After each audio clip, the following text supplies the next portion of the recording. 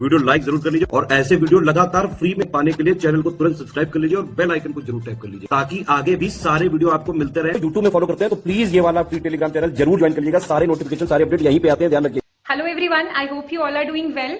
हम आ गए हैं हमारे यूपी पीसीएस प्रीलिम्स 2023 के लिए टेस्ट नंबर 20 पे, और ये हमारा इकोनॉमी का सेक्शनल टेस्ट है। इकोनॉमी से रिलेटेड टॉप 100 क्वेश्चंस का ये कंपाइलेशन है।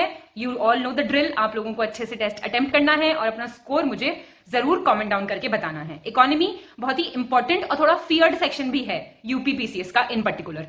तो इसमें हमने concept plus current affairs, important indexes, हर कुछ को थोड़ा सा मिक्स करके कवर करने की कोशिश की है। तो आप लोगों से ये उम्मीद की जाती है कि आप अपना जो भी गलती हो रही है उसका नोट बनाएं और बाकी इन कॉन्सेप्ट्स को और स्ट्रॉन्ग करें अपने रिस्पेक्टिव स्टडी मटेरियल से, जहां से भी आप पढ़ रहे हैं उससे पढ़ें, और साथ साथ लिस्टिंग वीडियोस आप जरूर रिवाइज करते रहें, क्योंकि हमारे टेस्ट्स आपको कॉन्फिडेंस दे रहे हैं। और प्लस अब करंट अफेयर्स का भी हमारा रिवीजन ऑलरेडी स्टार्टेड है, आप उसको भी जरूर फॉलो करते रहिए। सेक्शन वाइज हर चीज आपको कंप्लीट कराई जा रही है और इस सब के अलावा फिर आपको कुछ भी रेफर करने की बिल्कुल भी जरूरत नहीं है। तो अच्छे से टेस्ट अटेम्प्ट कीजिए। तो हम शुरुआत करते हैं हमारे टेस्ट नंबर 20।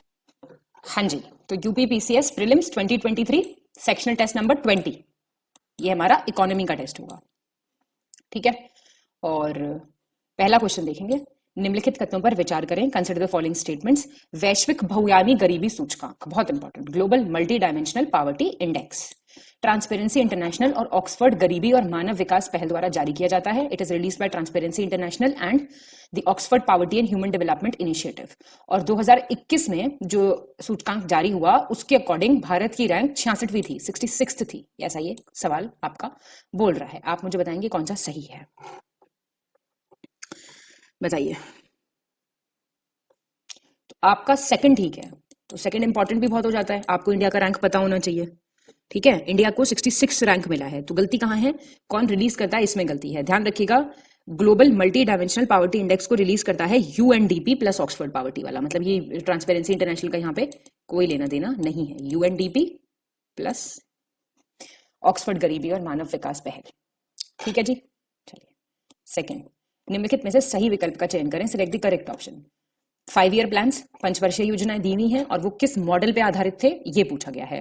प्रथम हेरोड डोमर, आपका दूसरी वाली महालोनोबिस, तीसरी डीपी धार, चौथी डीआर गडगिल। तो बताइए मुझे कौन सा सही है। पहला और दूसरा बिल्कुल ठीक है, मतलब फर्स्ट तो हेरोड डोमर मॉडल पे थी बेस्ड, दूसरी किस पे बेस्ड थी। अच्छा, इसका टाइम पीरियड क्या था, 1951 से 1956, फिर दूसरी 56 से 61, और आपकी तीसरी जो थी वो थी गडगिल मॉडल पे, 69 से 74 थी। जो तीसरी थी वो गडगिल पे थी और चौथी किस पे थी, ये आपकी धार मॉडल पे थी। और चौथी का टाइम पीरियड क्या था, 74 से 79। तो पहला और दूसरा ठीक है और ये आपके इंटरचेंज हैं। थर्ड, निम्नलिखित में से सही विकल्प का चयन करें। Select the correct option. ये जरूर होता है मेरे साथ। तो ये भी आपसे पूछ रहा है 5 ईयर प्लान के बारे में ही। दूसरी जो सेकंड 5 ईयर प्लान था उसका national minimum needs program launch हुआ था उसमें। थर्ड में 20 सूत्री कार्यक्रम 20 पॉइंट प्रोग्राम, और चौथी में आपका हुआ फूड फॉर वर्क, काम के बदले अनाज, और फिर आपका पांचवी में होता है गरीबी हटाओ का नारा जो इंदिरा गांधी जी ने दिया था। बताओ आंसर। सही विकल्प का जो है चयन करो, कौन सा है सही। तो आपका जो है थर्ड का डी ठीक है। देखिए, फिफ्थ 5 ईयर प्लान में, पांचवे में आपका 1974 में नेशनल मिनिमम नीड्स प्रोग्राम आया था, फिफ्थ में। ठीक है, फिर आपका 20 पॉइंट प्रोग्राम 1975 में आया, इसी में। फूड फॉर वर्क 1977 में आया, वो भी फिफ्थ में ही आया। और गरीबी हटाओ का स्लोगन इंदिरा गांधी जी ने दिया था। तो ये जो चीजें हैं ये फिफ्थ 5 ईयर प्लान के बारे में दी हुई हैं, ये आपको ध्यान रखना। और इसका टाइम पीरियड मैंने आपको भी बताया था, 1974 से क्या होगा, 79। फोर्थ, निम्नलिखित में से कौन सा कार्यक्रम छठी पंचवर्षीय योजना के दौरान शुरू किया गया था। Which of the following program had been started during 6th 5 year plan. वो बोल रहा है 6th में कौन सा स्टार्ट हुआ। इंटीग्रेटेड रूरल डेवलपमेंट, एकीकृत ग्रामीण विकास कार्यक्रम, मरुस्थल विकास कार्यक्रम, डेजर्ट डेवलपमेंट, 14 प्रमुख भारतीय बैंकों का राष्ट्रीयकरण। ये इंपॉर्टेंट है, क्रोनोलॉजी में पूछ सकता है। देखो यहाँ पे जो पूछ रहा है वो किसी और सब्जेक्ट से भी आंसर आपका क्वेश्चन आ सकता है इसमें। तो कौन सा है इसमें से, तो इसमें लिखा है नन ऑफ दीज। अब आप देख लीजिए क्यों। ये भी आपके फिफ्थ में ही स्टार्ट किए गए थे, याद रखिएगा। Integrated rural, desert development, inflation control RBI का, और फोर्थ 5 ईयर प्लान में हुआ था आपका क्या बोलते हैं ये राष्ट्रीयकरण, ये फोर्थ में हुआ था। और ये जो थे दोनों ये फिफ्थ में थे। तो छठी में कुछ नहीं था ना इसमें से, समझ रहे हो। और फोर्थ 5 ईयर प्लान का टाइम पीरियड क्या था, 1969 से 74, और 74 से 79 फिफ्थ था। तो इंटीग्रेटेड रूरल प्रोग्राम कब आया, देखो ईयर देख लो इसके एक बार, 1978। फिर डेजर्ट डेवलपमेंट कब आया, 77 से 78, और 1969 में ये बैंक्स का नेशनलाइजेशन। ये इंपॉर्टेंट है ईयर्स, ध्यान रखना प्लीज। फिफ्थ, निम्नलिखित में से सही विकल्प का चयन करें, सिलेक्ट द करेक्ट ऑप्शन। अब पंचवर्षीय योजना और उनके उद्देश्य दिए हुए, ऑब्जेक्टिव्स दिए हुए। देखिए पहली में क्या था कि खाद्यान्न उत्पादन में आत्मनिर्भरता लाएंगे, कृषि उत्पादन में वृद्धि, उद्योगों का विकास और आर्थिक समानता। दूसरी में कृषि, सिंचाई, मूल्य स्थिरता, बिजली और परिवहन, agriculture, irrigation, price stability, electricity and transport. तीसरी में भारी औद्योगिकरण, हैवी इंडस्ट्रियलाइजेशन। चौथी में अर्थव्यवस्था में स्थिरता के साथ आर्थिक विकास एवं आत्मनिर्भरता, economic growth and self reliance with stability in the economy. Correct कौन सा होगा इसमें, फिफ्थ का। फिफ्थ का ये ठीक है। टाइम पीरियड तो याद हो गया होगा, कितनी बार बताऊं, 69 से 74। देखो पहली वाली में कभी भी, पहले में आपको उद्योगों का विकास कैसे हो जाएगा भाई, पहले वाले में क्या होगा, पहले वाले में एग्रीकल्चर, इरिगेशन, इन चीजों पे ध्यान दिया जाएगा। और पहले का टाइम पीरियड क्या था, 51 से 56, तो नया नया देश था, कॉन्स्टिट्यूशन अभी अभी बना था। सेकंड से क्या होगा, दूसरी वाली से आपका हैवी इंडस्ट्रियलाइजेशन स्टार्ट होगा ये, और इसका ईयर क्या था, 1956 से 61। तीसरी से क्या होगा, तीसरी से आपकी सेल्फ सफिशिएंसी, ये जो ऐसी ऐसी बातें हैं ना, इन चीजों के बारे में बात हो पाएगी। सेल्फ सफिशिएंसी फूड प्रोडक्शन में, जो पहला वाला दे रखा है, ये तीसरे का है, ठीक है। इसको काट के इसको थर्ड कर लो तो ऐसे याद करने में आसानी होगी। और फोर्थ बिल्कुल ठीक है। सिक्स्थ, निम्नलिखित में से गलत विकल्प का चयन करें, सिलेक्ट द इनकरेक्ट ऑप्शन। अर्थशास्त्री प्रोफेसर राजकृष्ण ने 7वीं पंचवर्षीय योजना को हिंदू वृद्धि दर के रूप में वर्णित किया था, Hindu rate of growth, 7th 5 year plan. 11वीं पंचवर्षीय योजना के दौरान राष्ट्रीय खाद्य सुरक्षा मिशन शुरू किया गया था। 11th 5 ईयर प्लान में क्या शुरू किया गया, नेशनल फूड सिक्योरिटी मिशन। और 8वीं के दौरान प्रधानमंत्री रोजगार योजना 8th के टाइम पे स्टार्ट हुई थी। बताओ गलत कौन सा है, सारे ठीक है बिल्कुल। टाइम पीरियड अगर देखो तो टाइम पीरियड देख सकते हो एक बार, बाकी तो देखो प्रधानमंत्री रोजगार योजना कब स्टार्ट हुई थी पता है, 1993 में। फिर आपका नेशनल फूड सिक्योरिटी मिशन कौन सा साल है इसका, 2007। और आपका इकोनॉमिस्ट प्रोफेसर राजकृष्ण ने कहा था 7th 5 ईयर प्लान को हिंदू रेट ऑफ ग्रोथ। ये याद रखना, ये वाला पॉइंट दूसरे पेन से मार्क कर रही हूँ, ये वाला, ये इंपॉर्टेंट है, ठीक है जी। 7th, निम्नलिखित में से गलत विकल्प का चयन करें, सिलेक्ट द इनकरेक्ट ऑप्शन। संयुक्त राष्ट्र के खाद्य और कृषि संगठन द्वारा हर साल अक्टूबर के महीने में ग्लोबल हंगर इंडेक्स जारी किया जाता है। ग्लोबल हंगर इंडेक्स कौन रिलीज करता है, food and agriculture organisation, United Nations का, हर year in the month of October. Bharat को ग्लोबल हंगर इंडेक्स 2022 में 107वां स्थान दिया गया है, 107 रैंक। इनकरेक्ट बताना आपको, पहला गलत है। वही रिलीज ग्लोबल हंगर इंडेक्स कौन करता है, concern world wide plus well hunger life, ठीक है, दोनों याद करते हैं। वेल्थ हंगर लाइफ करता है प्लस कंसर्न वाइल्ड लाइफ। देखो लिख लो, ग्लोबल हंगर इंडेक्स ये फूड एंड एग्रीकल्चर नहीं करता है, कंसर्न वर्ल्ड वाइड, ठीक है, प्लस यहां लिख रही हूं आपका वेल्थ, WELTHUNGER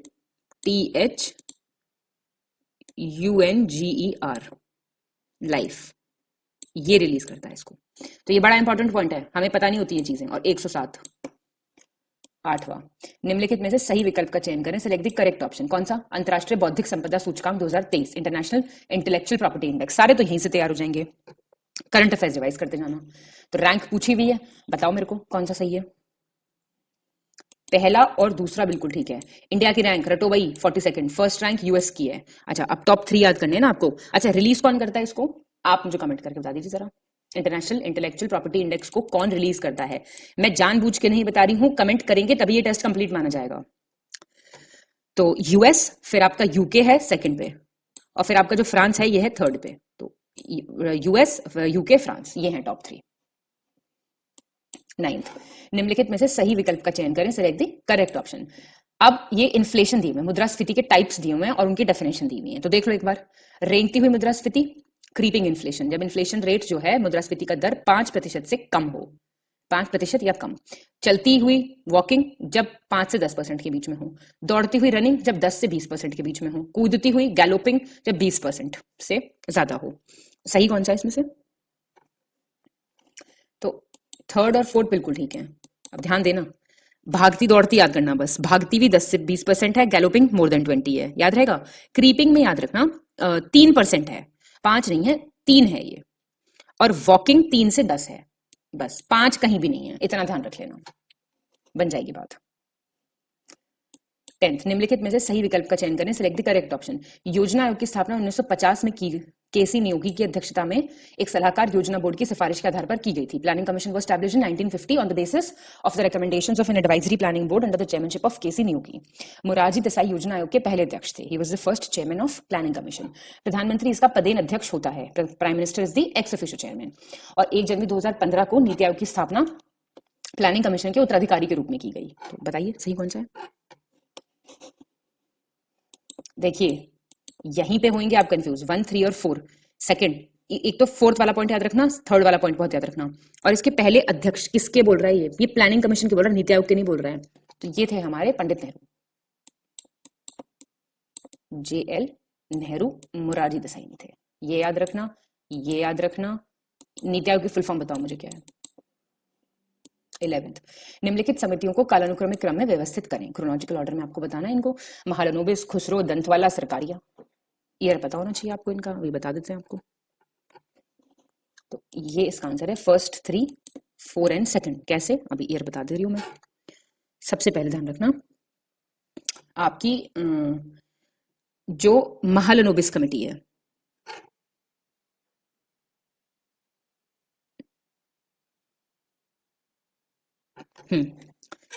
महालनोबिस कमेटी आई आपकी 1960 में, और इसका पर्पस भी ध्यान रखो जो ये सामने दिया हुआ है। खुसरो कमेटी आपकी आई एग्रीकल्चर और रूरल क्रेडिट वाली थी, ये 1989 में। दंतेवाला आपकी 1969 में। सरकारिया कमीशन तो बहुत फेमस है, आपको याद भी होना चाहिए इसका ईयर 1983। ये इंपॉर्टेंट है, प्लीज ध्यान दीजिए इन चीजों पे, ये पेपर में आएंगी आपके, ठीक है जी। चलिए 12th, निम्नलिखित में से सही विकल्प का चयन करें, सिलेक्ट द करेक्ट ऑप्शन। वो पूछेगा कमिटी और उससे रिलेटेड क्या है, तो आप देख लीजिए, पढ़ लीजिए, क्योंकि फिर मैं आपको डबल बताना पड़ेगा मेरे को, मैं भी याद करा दूंगी। ये पहले आप पढ़ लीजिए, तारापुर, गोयपोरिया, भंडारी और नरसिम्हा। आंसर इसका सी है सही। भंडारी समिति ये क्षेत्रीय बैंकों, ग्रामीण बैंकों के पुनर्गठन से संबंधित थी, related to the restructuring of RRBs, regional rural bank. इसका ईयर आपको याद रखना है 1994, ये भी बता देती हूँ मैं। अब आप तारापुर सुनो मेरी बात। गोयापरिया कमेटी जो थी ये बैंकिंग से रिलेटेड थी, ठीक है, याद रहेंगी कितनी चीजें, क्या किस चीज से रिलेटेड थी, पर it was related to improvement in banking services. तो आपका ये जो हो जाएगा यहां पे, तारापुर आपकी 1997 की है, ईयर ठीक मार्क देंगे। और इसका पर्पस क्या था, इसका आपका पर्पस था कैपिटल अकाउंट कन्वर्टिबिलिटी वाला, ये वाला, ठीक है। तारापुर आपकी हो गई ये वाली। फिर आपकी भंडारी तो ठीक ही दी हुई है, और गोईपुरा है आपकी 1990 की। इसका पर्पस क्या था, इसका आपका पर्पस था इंप्रूवमेंट होना बैंक सर्विसेज में, पहला वाला जो है, तो ये इसका है ये। और आपकी नरसिम्हा कमेटी कब की है, ये तो आपको आप जानते होंगे, इसका ईयर तो बहुत फेमस ईयर है इसका 1991। ये आपकी रीजनल रूरल बैंक से रिलेटेड थी, तो ये आपका हो गया पूरा, ठीक है। नरसिम्हा कमेटी आपकी फाइनेंशियल रिफॉर्म से थी रिलेटेड, हाँ। भंडारी आपकी RRB से, और ये आपकी फाइनेंशियल रिफॉर्म से संबंधित थी। तो थोड़ा ध्यान रखिएगा, इंपॉर्टेंट कमिटीज हैं, एटलीस्ट टेस्ट वाली ध्यान रखना मेरे हिसाब से। निम्नलिखित में से गलत विकल्प का चयन करें, 13th क्वेश्चन, इनकरेक्ट ऑप्शन। देखिए, प्रति व्यक्ति आय को ज्ञात करने के लिए राष्ट्रीय आय को कुल जनसंख्या से भाग दिया जाता है। To find out per capita income, national income is divided by total population. एक वित्तीय वर्ष में किसी देश द्वारा उत्पादित वस्तुओं और सेवाओं के शुद्ध मूल्य को राष्ट्रीय आय के रूप में जाना जाता है। The net value of goods and services produced by a country in a financial year is called national income. और किसी देश की सीमाओं के अंदर एक निश्चित समय अवधि, जैसे 1 साल नॉर्मली, में उत्पादित सभी परिष्कृत वस्तुएं और सेवाएं कुल मौद्रिक मूल्य सकल घरेलू उत्पाद के रूप में जाना जाता है। The total monetary value of all finished goods and services produced within the borders of a country within a specific time period, usually 1 year, is known as GDP, gross domestic product. Incorrect बताएंगे कौन सा है, इनमें से कोई incorrect नहीं। और देखिए कितने बढ़िया हैं तीनों ही, आप ध्यान रखिएगा। पर कैपिटा इनकम कैसे निकालेंगे आप, नेशनल इनकम, इसको टोटल पॉपुलेशन से डिवाइड करके। नेशनल इनकम क्या होती है, नेट वैल्यू गुड्स और सर्विसेज दोनों, और GDP क्या होता है, 1 साल तक देखा जाता है बाउंड्री, कंट्री जो हमारा देश है उसकी बाउंड्री के अंदर जो प्रोडक्शन हो रहा है, ठीक है, ये याद रखेंगे, ये इंपॉर्टेंट है सवाल, इसको देख के जाइए। 14th, निम्नलिखित में से सही विकल्प का चयन करें, सिलेक्ट द करेक्ट ऑप्शन। किसी उत्पाद पर जो अधिकतम खुदरा मूल्य अंकित होता है उसे ही चालू मूल्य कहा जाता है। The maximum retail price that is marked on a product is called current price. किसी उत्पाद की साधन लागत में शुद्ध अप्रत्यक्ष करों को जोड़ने पर बाजार लागत प्राप्त होती है। जो मार्केट कॉस्ट है ना किसी प्रोडक्ट की, वो कैसे होती है? जो नेट इनडायरेक्ट टैक्सेस होते हैं उसको फैक्टर कॉस्ट में जोड़ा जाता है। किसी वस्तु के उत्पादन में उत्पादनकर्ता को उत्पादन के कारकों के लिए जितना भुगतान करना पड़ता है उसे ही कारक लागत, साधन लागत, फैक्ट्री मूल्य, फैक्टर कॉस्ट और फैक्ट्री प्राइस कहा जाता है। मतलब अगर आप किसी आइटम को प्रोड्यूस कर रहे हैं तो amount that the producer has to pay for the factors that is called आपका फैक्टर कॉस्ट। तो आप बताएंगे सही कौन सा है इसमें से? सारी बातें सही हैं बिल्कुल। तो हमने इसमें यहाँ पे क्या क्या सीखा? हमने फैक्टर कॉस्ट सीखी, हमने मार्केट कॉस्ट सीखी और हमने करंट प्राइस सीखा। तो ये 3 चीजें हमें यहां से पता चल गई। निम्नलिखित में से गलत विकल्प का चयन करें, सिलेक्ट द इनकरेक्ट ऑप्शन। ये बुक्स दी हुई हैं और उनका ऑथर्स का नाम, Das Kapital, Karl Marx, Wealth of Nations, John Maynard Keynes और Foundation of Economic Analysis, Paul Samuelson, Principles of Economics, Alfred Marshall. Incorrect बताइए। बी गलत है। आप जानते हैं वेल्थ ऑफ नेशंस किसकी किताब है? वेल्थ ऑफ नेशंस बताइए मुझे। दास कैपिटल कार्ल मार्क्स की है। Wealth of Nations Adam Smith की फेमस बुक है और जॉन मेनार्ड किन्स की फेमस बुक का नाम है the general theory of employment, interest and money. और बाकी आप जानते ही हैं। तो wealth of Nations Adam Smith. 16 केंद्रीय वित्त मंत्री श्रीमती निर्मला सीतारमण ने हाल ही में गुणवत्तापूर्ण शिक्षा, व्हाट इज इट, जिसे संयुक्त राष्ट्र एसडीजी के अंतर्गत लक्ष्य 4 के रूप में सूचीबद्ध किया गया है, के अंतर्गत वर्ष कौन से तक समावेशी और समान गुणवत्ता वाली शिक्षा सुनिश्चित करना और सभी के लिए आजीवन सीखते रहने के अवसरों को बढ़ावा देने का लक्ष्य रखा है। देखिए उन्होंने इंश्योर किया है कि क्वालिटी एजुकेशन को वो बनाएंगे inclusive and equitable quality education. तो कौन से साल तक बेसिकली, और ये किसमें आता है आपका? एसडीजी। मैंने आपको बताया सारे याद होने चाहिए आपको, पिछले टेस्ट में बताया था मैंने ये चीज। आंसर क्या हो जाएगा इसका? 2030 तक। ये इंपॉर्टेंट सवाल है, बहुत याद रखिएगा आप, ठीक है।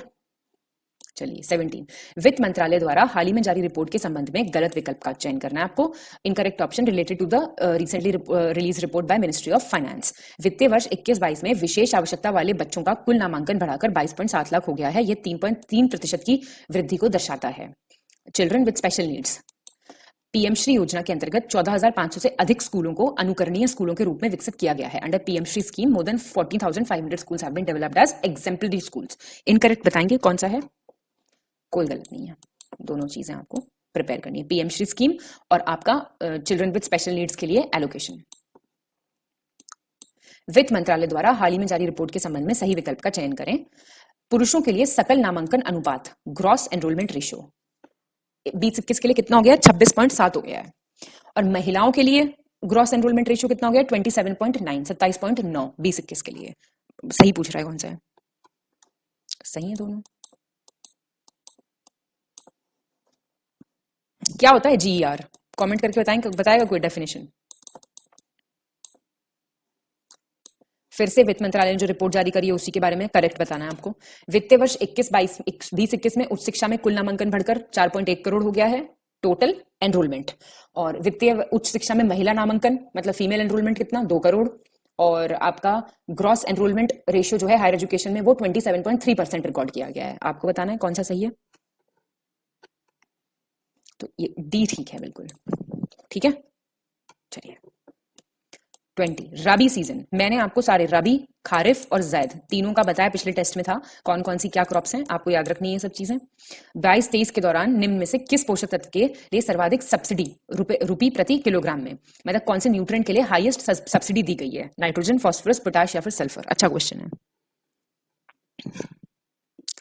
बताइए। तो नाइट्रोजन के लिए दी गई है, याद रखिएगा 98.02 रुपये प्रति किलोग्राम। चलिए निम्नलिखित में से गलत विकल्प का चयन करें, select the incorrect option. Suresh Kumar Khanna Uttar Pradesh के वित्त मंत्री ने हाल ही में वित्तीय वर्ष 2023-24 के लिए 6.9 लाख करोड़ रुपए का बजट पेश किया है। और इस वित्तीय बजट में उत्तर प्रदेश को $5 ट्रिलियन की अर्थव्यवस्था बनाने का लक्ष्य रखा गया है। बढ़िया क्वेश्चन, बताइए आंसर। पहला सही है बस, वो मतलब दूसरा गलत है। क्यों भाई? 5 ट्रिलियन नहीं है, ये 1 ट्रिलियन है, ठीक है। याद रखिएगा, ये इंपॉर्टेंट है, इस आने का पूरा चांस है इस वाले पॉइंट का। 1 ट्रिलियन इकोनॉमी बनाने का टारगेट रखा गया है, ठीक है। $1 ट्रिलियन की अर्थव्यवस्था। और बजट का थोड़ा सा फिगर याद रखिएगा। 22 निम्नलिखित में से गलत विकल्प का चयन करें, select the incorrect option. Uttar Pradesh का देश के जीडीपी में योगदान 12% से अधिक होने का अनुमान लगाया गया है और उत्तर प्रदेश के सकल राज्य घरेलू उत्पाद ग्रॉस स्टेट डोमेस्टिक प्रोडक्ट में 16.8% की वृद्धि दर्ज की गई है और वित्तीय वर्ष 23-24 के लिए सकल राज्य घरेलू उत्पाद में नाममात्र की वृद्धि दर 19% आंकी गई है। नॉमिनल रेट जो है, rate of increase in GSDP has been estimated at 19%। Answer गलत पूछा आपसे, पहला गलत है। देखिए आप मेरी बात, उत्तर प्रदेश कंट्री का लार्जेस्ट कंज्यूमर है और लेबर मार्केट है, उपभोक्ता है और श्रम बाजार भी है और इसका जो कंट्रीब्यूशन है कंट्री के जीडीपी में वो 8% से ज्यादा है। ठीक है, 8%, मोर देन 8%। ये याद रखना, ये याद रखना। वैसे तो सबसे इंपॉर्टेंट यही है जो गलत है।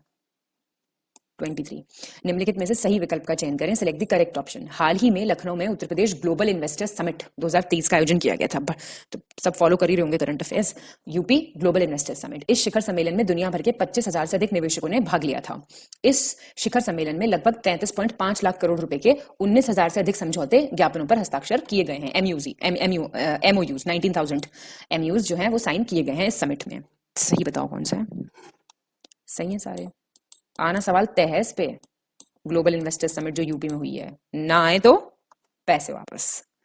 24 उत्तर प्रदेश राज्य ने वित्तीय वर्ष 22-23 में महात्मा गांधी राष्ट्रीय ग्रामीण रोजगार गारंटी अधिनियम योजना के अंतर्गत डैश सृजित करके देश में प्रथम स्थान स्थापित कर लिया है। The state of UP has secured first position by what under Mahatma Gandhi national rural employment guarantee act scheme. तो क्या किया है, कितने मैंडेज मानव दिवस किए हैं ये बताना है आपको। बढ़िया क्वेश्चन है, बहुत याद कर लो इसे। 26,29,000 मैंडेज। ठीक है जी। और इसका आप मुझे ईयर बताइए, कौन सी ईयर से चल रही है ये स्कीम, कमेंट करिए। निम्नलिखित में से गलत विकल्प का चयन करें, सेलेक्ट द इनकरेक्ट ऑप्शन। वित्तीय वर्ष 23-24 में जल जीवन मिशन के अंतर्गत उत्तर प्रदेश सरकार द्वारा 23,350 करोड़ रुपए का आवंटन किया गया है यूपी गवर्नमेंट ने जल जीवन मिशन में। ठीक है, जल जीवन मिशन के अंतर्गत वित्तीय वर्ष 23-24 तक राज्य के सभी 2.26 करोड़ परिवारों को कार्यशील घरेलू नल कनेक्शन उपलब्ध कराकर शुद्ध पेयजल उपलब्ध कराने का लक्ष्य रखा गया है। टारगेट क्या है? प्योर ड्रिंकिंग वाटर प्रोवाइड करना है to all 2.26 crore families of the state by providing functional household tap connections. Incorrect बताना है। दोनों ठीक है भाई, याद रखना ये। ठीक है, 19,500 जो इंपॉर्टेंट स्कीम्स होती है उनका आवंटन पूछ लेता है। ठीक है, और 23,350 करोड़ आपके किसके लिए? जल जीवन मिशन के लिए। ठीक है, और 19,500 करोड़ किसके लिए? ये 22-23 का था, 23-24 में इसको 23,350 कर दिया है, याद रखना। और सबको हाउस होल्ड टैप कनेक्शन ये लोग प्रोवाइड कराएंगे। निम्नलिखित में से गलत विकल्प का चयन करें, सेलेक्ट द इनकरेक्ट ऑप्शन। योजना आयोग और वित्त आयोग के विलय का सुझाव MV माथुर ने दिया था। मर्जर जो हुआ ना प्लानिंग कमीशन फाइनेंस कमीशन का, हुआ नहीं मतलब जो सुझाव है वो MV माथुर का था। राष्ट्रीय विकास परिषद का गठन 6 अगस्त 1952 को किया गया था, नेशनल डेवलपमेंट काउंसिल। पहली पंचवर्षीय योजना ने राष्ट्रीय विकास परिषद के गठन का सुझाव दिया था। फर्स्ट 5 ईयर प्लान ने सजेस्ट किया था that there should be a NDC। Incorrect बताइए, कोई भी गलत नहीं है, ठीक है सारी चीजें। ठीक है, और याद रखनी है आपको MV माथुर, और ये जो थे ना, ये थर्ड फाइनेंस कमीशन जो 1960 में गठित किया गया था उसके एक मेंबर थे। कौन? MV माथुर। तो इन्होंने ऐसा कहा था। और NDC 1952 और पहले 5 ईयर प्लान सजेस्ट किया था। ठीक है बातें। निम्नलिखित में से गलत विकल्प का चयन करें। बढ़िया क्वेश्चन, बेसिक सब कवर हो रहा है, देखते जाओ। सेक्टर्स है ना इकोनॉमी के क्षेत्र, प्राथमिक, द्वितीय, तृतीय, प्राइमरी, सेकेंडरी, टर्शरी, उसमें कौन सा क्या आता है बताना आपको। बताइए 27 का क्या आंसर होगा? इनकरेक्ट कौन सा है? बी गलत है, सेकंड और थर्ड। तो प्राइमरी सेक्टर तो आपको पता चल जाएगा, फिशिंग, फॉरेस्ट्री, एग्रीकल्चर, जो बेसिक वाला एकदम सेक्टर होता है। सेकेंडरी कौन सा होता है भाई? सेकेंडरी होता है मैन्युफैक्चरिंग वाला। ठीक है, आपका manufacturing, water, gas, electricity supply, transport वगैरह नहीं आएगा इसमें। ट्रांसपोर्ट ट्रेड टर्शरी सेक्टर में आएगा। टर्शरी सेक्टर में क्या आएगा? आपके परिवहन, व्यापार, भंडारण सेवाएं, चिकित्सा, वित्तीय सेवाएं, बैंकिंग सेवाएं, बीमा सेवाएं, ये सब थर्ड टर्शरी में आएगा। तो याद रखना ये सही है, ये दोनों गलत है। निम्नलिखित में से पूंजीवादी अर्थव्यवस्था की विशेषताओं का चयन करिए। कैपिटलिस्ट इकोनॉमी के फीचर्स: वित्तीय स्वतंत्रता, फाइनेंशियल इंडिपेंडेंस, मांग एवं आपूर्ति के आधार पर उत्पादन एवं वितरण, production and distribution based on demand and supply, वस्तु एवं सेवाओं की विविधता एवं गुणवत्ता में वृद्धि, increase in variety and quality of goods and services, उत्पादन के संसाधनों पर सामूहिक स्वामित्व, collective ownership of the resources of production. Answer answer answer बताइए। तो 1, 2 और 3 कलेक्टिव कुछ नहीं होगा, जैसे ही कलेक्टिव वर्ड आया 4 4 4 एलिमिनेशन करो और आगे आंसर अगर नहीं आता है तो। कैपिटलिस्ट, आप तो बड़े मतलब कैपिटलिस्ट का मतलब क्या होता है? कैपिटलिस्ट का मतलब अपने आप में है पूंजीवादी, पूंजीवादी में कुछ भी कलेक्टिव नहीं होता, सब अपना होता है। ये सोशलिस्ट इकोनॉमी, सोशलिस्ट कौन सी इकोनॉमी होती है बताइए मुझे? ये आपका समाजवादी अर्थव्यवस्था की सबसे बड़ी विशेषता है जो इन्होंने कैपिटलिस्ट में पूछी है, क्या? Collective ownership. तो ये सोशलिस्ट इकोनॉमी का एक फीचर है, याद रखिएगा। 29 निम्नलिखित में से कौन सी विशेषता मिश्रित अर्थव्यवस्था की नहीं है? Not a feature of mixed economy. बाजार और गैर बाजार दोनों घटकों का संयोजन, market and non market components, केंद्रीकृत नियोजन, सेंट्रलाइज्ड प्लानिंग, मिश्रित मूल्य निर्धारण एवं सब्सिडी की अवधारणा, concept of blended pricing and subsidy, सार्वजनिक एवं निजी क्षेत्रों का सह अस्तित्व, को existence of public and private sectors, mixed economy. बताइए मुझे भाई, सेंट्रलाइज्ड प्लानिंग नहीं होगी यहाँ पे, ठीक है। फीचर्स क्या हैं? फाइनेंशियल इंडिपेंडेंस होगी और कॉम्बिनेशन रहेगा दोनों का, सब कुछ। सोशलिस्ट इकोनॉमी में रहेगी सेंट्रलाइज्ड प्लानिंग, इकोनॉमिक डिस्पैरिटीज का रिडक्शन और सेंट्रलाइज्ड प्लानिंग, ये फिर से आपका सोशलिस्ट इकोनॉमी का एक फीचर है, मिक्स्ड का नहीं है। निम्नलिखित में से गलत विकल्प का चयन करें, सिलेक्ट द इनकरेक्ट ऑप्शन। 29 जून को पीसी महालनोबिस के जन्मदिवस के अवसर पर प्रतिवर्ष राष्ट्रीय सांख्यिकी दिवस मनाया जाता है। National statistics day is celebrated every year on June 29, the birthday of PC Mahalanobis. वर्ष 1951 में पीसी महालनोबिस की अध्यक्षता में एक राष्ट्रीय समिति का गठन किया गया। इस समिति की सिफारिश पर केंद्र सांख्यिकी संगठन की स्थापना की गई थी। 1951 में एक नेशनल कमेटी कॉन्स्टिट्यूट हुई और पीसी महालनोबिस की चेयरमैनशिप में, और उन्होंने किसके रिकमेंडेशन पे कमेटी थी? द सेंट्रल स्टैटिस्टिकल ऑर्गेनाइजेशन, मतलब इस कमेटी के ने रेकमेंड किया था इसका स्टैब्लिशमेंट। और केंद्रीय सांख्यिकी संगठन ने 1955 से कार्य करना शुरू कर दिया था। सेंट्रल स्टैटिस्टिकल ऑर्गेनाइजेशन ने कब से स्टार्ट किया काम करना? 1955 से। भारत में राष्ट्रीय आय से संबंधित सभी पहलुओं की गणना केंद्रीय सांख्यिकी संगठन द्वारा की जाती है। All aspects related to national income are calculated by central statistical commission organization. Incorrect बताना है आपको, बी गलत है। देखिए क्यों, ईयर गलत दिया हुआ है, ये 1949 होगा जब ऐसा सेंट्रल स्टैटिस्टिकल ऑर्गेनाइजेशन स्टैब्लिश हुआ था, ठीक है। 1955 ईयर याद रखना, कौन क्या करता है ये याद रखना, ये क्वेश्चन इंपॉर्टेंट है। तभी इतने भर भर के स्टेटमेंट्स दिए हुए हैं जिससे तुम लोग याद कर लो, ठीक है जी। चलिए, हाल ही में जारी राज्य ऊर्जा और जलवायु सूचकांक round 1, state energy and climate index round 1 मापदंडों के आधार पर राज्यों और केंद्र शासित प्रदेशों को उनके प्रदर्शन पर रैंक प्रदान करता है। निम्नलिखित में से कौन सा मापदंड उन मापदंडों में से नहीं है? पैरामीटर्स पूछ रहा है उसके। स्वच्छ ग्रामीण पहल, क्लीन रूरल इनिशिएटिव, ऊर्जा दक्षता, एनर्जी एफिशिएंसी, पर्यावरण में स्थिरता, एनवायरमेंटल सस्टेनेबिलिटी, या इनमें से कोई नहीं? ये नहीं है आपका क्लीन रूरल इनिशिएटिव, उसमें से नहीं आता है। क्या क्या आता है? और ये अच्छा कौन रिलीज करता है? ये तो पता होगा आपको, नीति आयोग रिलीज करता है ये, जिसकी फुल फॉर्म पूछी हुई है मैंने अब तक। ये जो है इसके 6 पैरामीटर्स हैं, ठीक है। 6 के 6 पैरामीटर्स एक बार सुन लो ध्यान से। एक तो है डिस्कॉम का परफॉर्मेंस, डिस्कॉम का प्रदर्शन। Access, affordability and reliability of energy, ऊर्जा की पहुंच, सामर्थ्य और विश्वसनीयता। फिर है आपका क्लीन एनर्जी इनिशिएटिव, रूरल नहीं क्लीन एनर्जी। फिर है आपका एनर्जी एफिशिएंसी, एनवायरमेंटल सस्टेनेबिलिटी और न्यू इनिशिएटिव्स। 6 के 6 याद रखना, मैंने बोले हैं, आप लिख सकते हो।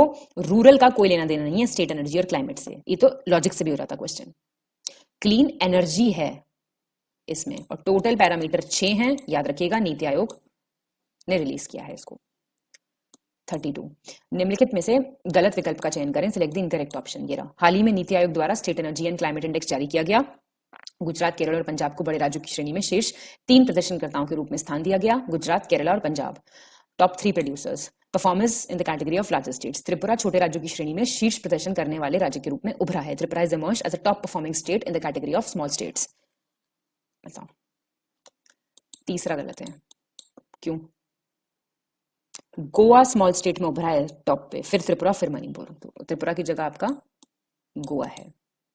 और ये देख लो, ये तो मैंने बताया ही था, और ये प्लीज याद रखना, गुजरात, केरला, पंजाब, पक्का आएगा क्वेश्चन इससे। 33 हाल ही में जारी राज्य ऊर्जा और जलवायु सूचकांक के अनुसार निम्न में से कौन सा केंद्र शासित प्रदेश शीर्ष प्रदर्शन करने वाले केंद्र शासित प्रदेशों की श्रेणी में नहीं है? यूटी के बारे में आ गया, आप सब कुछ तो यहीं प्रिपेयर हो रहा है आपका। Not among the top performers in the category of UTs as पर the recently release state energy and climate index. Chandigarh, Delhi, Ladakh, Daman and Diu. क्या हो जाएगा? यहाँ पे सी आएगा, डी नहीं है, और आंसर भी सी ही है, लद्दाख, ठीक है। 33 का आंसर क्या हो गया? सी। नीति आयोग ने रिलीज किया है। यूनियन टेरिटरीज में चंडीगढ़, दिल्ली, दमन and Diu, Dadra Nagar Haveli top performers हैं, तो लद्दाख नहीं है, बाकी 3 टॉप परफॉर्मर्स हैं यूटीज में। 34 निम्नलिखित में से गलत विकल्प का चयन करें, सिलेक्ट द इनकरेक्ट ऑप्शन। हाल ही में ऊर्जा अर्थशास्त्र एवं वित्तीय विश्लेषण संस्थान द्वारा जारी संयुक्त रिपोर्ट के अनुसार एज पर the joint report released recently by Institute for Energy Economics and Financial Analysis, Paschim Bengal, Bihar और छत्तीसगढ़ जैसे राज्य इस क्षेत्र में बहुत पीछे हैं। कर्नाटक और गुजरात स्वच्छ ऊर्जा अपनाने वाले शीर्ष भारतीय राज्य हैं, top states adopting clean energy, Karnataka and Gujarat. Incorrect बताना है आपको, ए गलत है। जो ये रिपोर्ट रिलीज हुई है, पहले तो याद रखो किसने रिलीज करी है, जो वेस्ट बंगाल, बिहार और यूपी हैं, वेस्ट बंगाल, बिहार और यूपी, यूपी है इसमें जो बहुत पीछे हैं, समझ रहे हैं बात। तो वेस्ट बंगाल, बिहार और यूपी, छत्तीसगढ़ के ऊपर यूपी लिख देती हूँ, और कर्नाटक, गुजरात जो हैं ये टॉप हैं, याद रखना ये। निम्नलिखित में से सही विकल्प का चयन करें, सिलेक्ट द करेक्ट ऑप्शन। हाल ही में ऊर्जा अर्थशास्त्र एवं वित्तीय विश्लेषण संस्थान द्वारा जारी संयुक्त रिपोर्ट के अनुसार, same joint report release recently by Institute for energy economics and Financial analysis, Karnataka, Gujarat राज्यों ने स्वच्छ विद्युत परिवर्तन की दिशा में अधिकतम प्रगति की है। States of Karnataka and Gujarat have made maximum progress towards clean power transition. इस रिपोर्ट में 16 भारतीय राज्यों का विश्लेषण किया गया है जो देश की वार्षिक बिजली आवश्यकताओं में 80% के हिस्सेदार हैं। This report has analysed 60 Indian states which account for 80% of the countries annual electricity requirement. ये बोल रहा है ये, तो करेक्ट बता दो जरा कौन सा है। बढ़िया सवाल सारे यहीं पे आपके प्रिपेयर कराए जा रहे हैं। पहला सही है, कर्नाटक, गुजरात मैक्सिमम प्रोग्रेस, और देखो वो टॉप पे भी थे, ऊपर अभी देख के आए हो। रिपोर्ट ने एनालिसिस किया है कि 16 इंडियन स्टेट्स हैं जो 90% कंट्री का एनुअल इलेक्ट्रिसिटी रिक्वायरमेंट जो है हिस्सेदार है 90% में, 80% में नहीं है, 90% में है। तो अब आप कोई भूलेगा नहीं कभी भी, क्वेश्चन में 85 आया, 65 आया, 75 आया, आपको याद रहेगा 90 था। टेस्ट सीरीज का बहुत फायदा है, आप लोग ना पता नहीं समझ रहे हैं नहीं समझ रहे, पर बहुत फायदा है। 36 उच्च शिक्षा पर हाल ही में जारी अखिल भारतीय सर्वेक्षण 2021, कौन सा, all India survey 2021 on higher education, उसके अनुसार ये बोल रहा है कौन से राज्य उन शीर्ष 3 राज्यों में से नहीं है जिनमें विश्वविद्यालयों की अधिकतम संख्या है, मतलब सबसे ज्यादा नंबर ऑफ यूनिवर्सिटीज हैं, उन 3 में से नहीं है, इन चारों में से। तो बताओ, राजस्थान, यूपी, आंध्र प्रदेश, गुजरात। आंध्र प्रदेश नहीं है। तो जो ये सर्वे रिलीज हुआ ना हायर एजुकेशन पे, इसमें राजस्थान में सोचो 92 है, यूपी में कितने 84 और गुजरात में है 83। तो मैक्सिमम नंबर ऑफ यूनिवर्सिटीज यहीं पे हैं, ये नहीं है इसमें। बताओ जरा यूनिवर्सिटी देख रहे हो कितनी है। 37 उच्च शिक्षा पर हाल ही में जारी अखिल भारतीय सर्वेक्षण, सेम क्वेश्चन। उत्तर प्रदेश के निम्नलिखित में से किस जिले को अधिकतम कॉलेजों की संख्या वाले शीर्ष 8 जिलों में शामिल किया गया है? कौन सा डिस्ट्रिक्ट यूपी का has been included under the top 8 districts with maximum number of colleges? Lucknow, Ghaziabad, Prayagraj, Varanasi. क्या हो गया इसका? प्रयागराज। याद रहेगा आप लोगों को। देखिए 8 स्टेट्स बता, 8 क्या 3 याद कर लो जिसमें मैक्सिमम नंबर ऑफ कॉलेज है। कर्नाटका में सबसे ज्यादा है 62, फिर तेलंगाना में, फिर केरला में, फिर हिमाचल प्रदेश में। चलो इतने कर लो। अब मैक्सिमम कॉलेजेस जो है किन डिस्ट्रिक्ट में है, वो है बैंगलोर अर्बन, 1058 कॉलेज हैं, ठीक है जी। और जयपुर में 671 है, हैदराबाद में 488 है, पुणे में 466 है, प्रयागराज में 374 है। और फिर इनमें से कोई नहीं है, मतलब सिर्फ प्रयागराज है इनमें से, ठीक है। यूपी का केवल एक ही है, प्रयागराज, टॉप 8 में। 38 उच्च शिक्षा पर हाल ही में जारी अखिल भारतीय सेम किसके नामांकन में सर्वाधिक वृद्धि दर्ज की गई है? ये बोल रहा है highest increase in enrolment of which of the following has been recorded compared to 14-15 पहले के कंपैरिजन में। तो ये बोल रहा है शेड्यूल कास्ट के बच्चों के एनरोलमेंट में, शेड्यूल कास्ट फीमेल के, शेड्यूल ट्राइब के, या फिर शेड्यूल ट्राइब फीमेल के, ये बताना है आपको। तो अनुसूचित जनजाति की छात्राओं के नामांकन में, ठीक है। 14-15 से बात करें तो इंक्रीज हुआ है 28% का, किसमें इंक्रीज तो हुआ है 28% का हुआ है शेड्यूल कास्ट स्टूडेंट्स में, ठीक है भाई। और आपका शेड्यूल कास्ट फीमेल में हुआ है 38% का। एसटी जो है उनका एनरोलमेंट में हुआ है 47% का इंक्रीज, अच्छी बात है ना, देखो सब पढ़ रहे हैं। और इसमें हुआ है 63.4%, तो ये हाईएस्ट हो गया ना। 39 निम्नलिखित में से गलत विकल्प का चयन करें, सिलेक्ट द इनकरेक्ट ऑप्शन। उच्च शिक्षा पर अखिल भारतीय सर्वेक्षण, ऑल इंडिया सर्वे 2021, 2017 में लैंगिक समानता सूचकांक जो 2021 में 1.5 हो गया था, 1 था। जनरल इक्वालिटी इंडेक्स कह रहा है was 1 in 2017 which has become 1.5। 21-22 में दूरस्थ शिक्षा में नामांकन बढ़कर 7% हो गया है, मतलब एनरोलमेंट इन डिस्टेंस एजुकेशन। 20-21 में 70 विश्वविद्यालय और 1453 कॉलेज खोले गए हैं, 70 नई यूनिवर्सिटी और 1453 नए कॉलेजेस खोले गए हैं एज कंपेयर टू 1920। बताओ आंसर। तो पहला गलत है। क्यों गलत है? इसलिए गलत है कि जेंडर इक्वालिटी इंडेक्स 1 था 2017 में, जो कि अब 1.05 हो गया है, ना कि 1.5, 1.05, बहुत अंतर है। ठीक है, बाकी ठीक है। ये एनरोलमेंट देख लेना और यूनिवर्सिटीज देख लेना एक बार, हल्का सा पता होना चाहिए।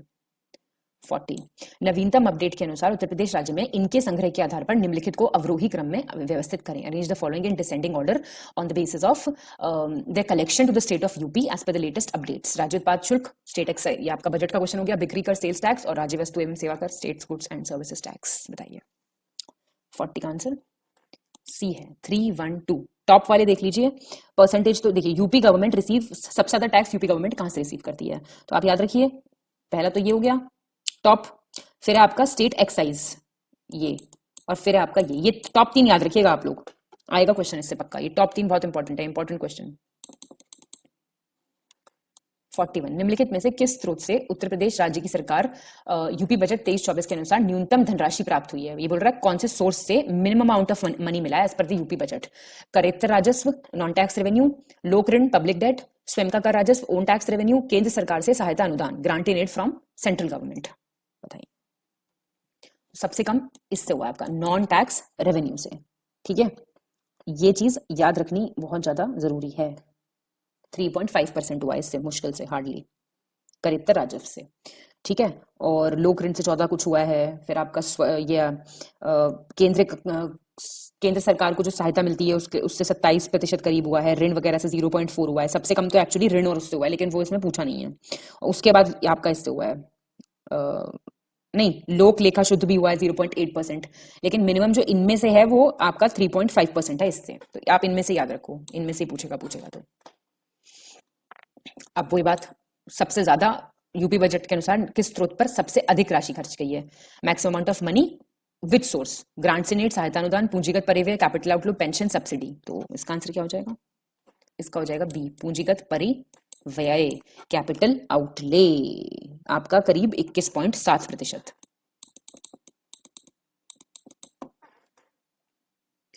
43 निम्नलिखित में से सही विकल्प का चयन करें। Select the correct option. Uttar Pradesh budget 23-24 राज्य का स्वयं का कर राजस्व उत्तर प्रदेश के सकल राज्य घरेलू उत्पाद का 10.8% है। States own tax revenues 10.8% of GSDP of UP. And राज्य का स्वयं का करेक्टर राजस्व उत्तर प्रदेश के सकल राज्य घरेलू उत्पाद का 1% है। States own non tax revenues 1% of the GSDP of UP. पूछ कर रहा है करेक्ट आंसर, बताइए। ठीक है दोनों, ठीक है, याद रखना 10.8% है लगभग, और ये है आपका 1%। 44 उत्तर प्रदेश बजट 2023-24 के संबंध में गलत विकल्प का चयन करें। Select the incorrect option regarding UP budget 23-24। राजकोषीय घाटा उत्तर प्रदेश के सकल राज्य घरेलू उत्पाद का 3.84% है। फिस्कल डेफिसिट जो है वो 3.84% है जीएसडीपी का यूपी के। कुल उधार एवं अन्य दायित्व राज्य के सकल राज्य घरेलू उत्पाद का 32.1% है। Total date and other liabilities. बताइए, कोई भी गलत नहीं है, दोनों सही हैं, और आपको याद करना है क्या होता है फिस्कल डेफिसिट। बताइए, यही पूछ लें चलो। What is fiscal deficit? मतलब पता है नहीं पता है? जब गवर्नमेंट ज्यादा स्पेंड कर रही है अपनी इनकम से, बस उस सिचुएशन को कहते हैं फिस्कल डेफिसिट। कैसे कैलकुलेट करते हैं इसको? जो टोटल इनकम है उसको सब्ट्रैक्ट करते हैं टोटल एक्सपेंडिचर से, और इसको कैसे एक्सप्रेस करते हैं? एब्सोल्यूट टर्म्स में, या फिर as a percentage of GDP. याद रखिएगा ये बात, ठीक है। जब सरकार अपनी कुल आय से अधिक व्यय करती है तो ऐसी स्थिति को राजकोषीय घाटा कहा जाता है। इसकी गणना कुल आय को कुल व्यय से घटाकर की जाती है। इतनी सी बात है, ठीक है। उत्तर प्रदेश बजट 23-24 के अनुसार राजस्व अधिशेष उत्तर प्रदेश के सकल घरेलू उत्पाद का कितना प्रतिशत है? रेवेन्यू सरप्लस कितना है जीएसडीपी का, ये पूछ रहा है वो। सी याद रखिएगा 2.8%। बढ़िया क्वेश्चंस बनाए हुए हैं, ज्यादा दिमाग नहीं लगाना है, याद कर लेने। कोई टर्म नहीं समझ में आ रही है तो मैं बता ही रही हूं जो मेरे को लग रही है इंपॉर्टेंट। बाकी अगर आपको एडिशनल कुछ सर्च करना है तो देश आजाद है, आप आजाद हैं। हंसते रहिए बस, बड़ी मुस्कान से, ठीक है। आंखों तक चली जाए हंसी, ऐसा कर दो बस। 46 2012 में गठित सी रंगराजन समिति के संबंध में गलत विकल्प का चयन करें। ग्रामीण गरीबों के लिए प्रति व्यक्ति आय 27 से 32 रुपए तक per capita expenditure for rural poor, और शहरी गरीबों के लिए 33 से 47 तक। ग्रामीण क्षेत्रों के लिए प्रति व्यक्ति औसत मासिक व्यय 927 average monthly per capita expenditure, और ऐसे ही आपका शहरी क्षेत्रों के लिए फॉर अर्बन एरियाज 1407। तो ये तो भैया लोडेड है विद फैक्ट्स। क्या हो जाएगा इसका आंसर? सी हो जाएगा। इनकरेक्ट सी है। तो आप बात याद रखेंगे। रिपोर्ट सबमिट की थी, हाँ 2012 में ये फॉर्म हुई थी, इसने रिपोर्ट सबमिट की थी 2014 में, और इसने क्या कहा था कि एक्सपेंडिचर रूरल पुअर के 27-32 ठीक, वो भी ठीक, और अर्बन एरियाज के लिए कितना 1407 इसको माना गया पावर्टी लाइन, और रूरल एरियाज के लिए था 972। और यही मतलब जो 1407 से कम हैं उन्हीं को गरीबी रेखा के उनको नीचे डाला गया। मतलब average monthly per capita expenditure for urban areas 1407 है ना, यही मापदंड था किसके लिए? इससे नीचे जीवन यापन करने वालों लोगों को गरीब माना गया था। तो पहले तो ये भी पूछ सकता है सी रंगराजन समिति जो है वो किससे संबंधित थी, तो ये भी बता ही देंगे अब तो आप। 47 2005 में गठित सुरेश तेंदुलकर समिति के संबंध में गलत विकल्प का चयन कीजिए। 2005 तो ये भी इन्होंने पूछा हुआ है। ग्रामीण क्षेत्रों में प्रति व्यक्ति व्यय प्रतिदिन per day capital expenditure rural areas, फिर अर्बन एरियाज का, फिर आपका per capita monthly expenditure rural areas का और अर्बन एरियाज का। तो आपको बताना है कौन सा इसमें से गलत है। तो पहला गलत है। तो सुरेश तेंदुलकर कमेटी 2005 रिपोर्ट कब सबमिट करी, ये ईयर भी पता होनी चाहिए, कई बार पूछ लेगा। 2009 में। तो इसने क्या करा, और per capita per day rural areas का 27 रुपए था, ठीक है, बस ये ठीक कर लो। और इनके अनुसार इससे नीचे गरीब हो आप, ठीक है, दिया हुआ। मतलब ये इन सबसे नीचे जा रहे हो तो गरीब हो, समझ गए ना? मतलब ये हर एक सेक्टर का अलग अलग दिया हुआ है। मतलब रूरल पुअर हो और इससे नीचे जा रहे हो तो गरीब हो, ऐसे समझ गए ना ये चीज। निम्नलिखित में से गलत विकल्प का चयन करें। Select the incorrect option. Bharat में गरीबी के मापन के लिए वर्ष 1989 में प्रोफेसर डी.टी. लकड़वाला की अध्यक्षता में एक समिति का गठन किया गया था। योजना आयोग ने किया था 1989 में, टी लकड़वाला ने किया था for the measurement of poverty. इस समिति ने वर्ष 93 में अपनी रिपोर्ट प्रस्तुत करी। इस समिति ने प्रत्येक राज्य के लिए शहरी व ग्रामीण निर्धनता के लिए अलग अलग मूल्य सूचकांकों की सिफारिश की थी। मतलब क्या रेकमेंड किया था कि price indexes urban rural poverty के लिए अलग अलग होने चाहिए। इस समिति ने ग्रामीण तथा शहरी क्षेत्रों में निर्धनता रेखा के लिए कृषि श्रमिकों के उपभोक्ता मूल्य सूचकांक को आधार बनाया गया था। मतलब कंज्यूमर प्राइस इंडेक्स जो है ना एग्रीकल्चरल लेबर्स का, उसको बेसिस बनाया था पॉवर्टी लाइन का, रूरल और अर्बन एरियाज का। इनकरेक्ट बताना है आपको।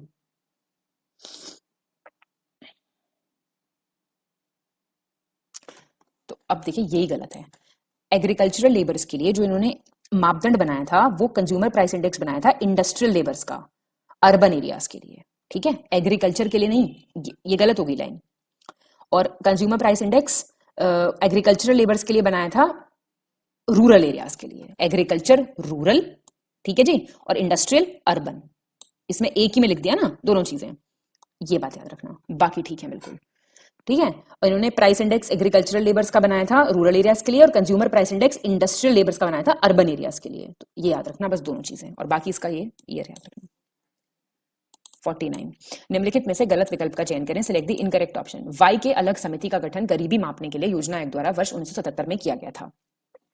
प्लानिंग कमीशन ने किया था फॉर टू मेजर पॉवर्टी। इस समिति ने जनवरी 1979 में अपनी रिपोर्ट प्रस्तुत की थी। The committee submitted its report. इस समिति ने बताया था कि ग्रामीण क्षेत्रों के लिए प्रतिदिन प्रति व्यक्ति 2900 कैलोरी प्राप्त करना आवश्यक है। मतलब इन्होंने कैलोरी बेसिस पे किया था। 2900 कैलोरी रूरल एरियाज में ग्रामीण, और 2100 अर्बन एरियाज में। गलत बताओ कौन सा है? सी गलत है। तो देखो, पहली बात तो वाई की अलग कमेटी, इन सबके ईयर देखते जाना, क्रोनोलॉजी वाली सारी की सारी पॉवर्टी से रिलेटेड समिति लगवा देगा लाइन से, फिर कहोगे तो आपने कराया नहीं था क्वेश्चन।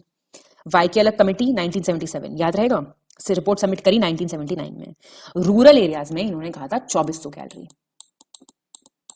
और अर्बन में ठीक दिया हुआ 2100।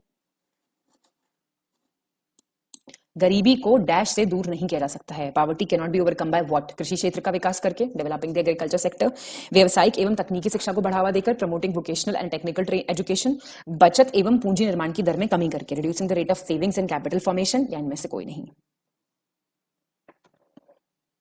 ये करके नहीं कर सकते आप, reduce the rate of savings and capital formation. बस पॉवर्टी ओवरकम आप कर सकते हो कैसे?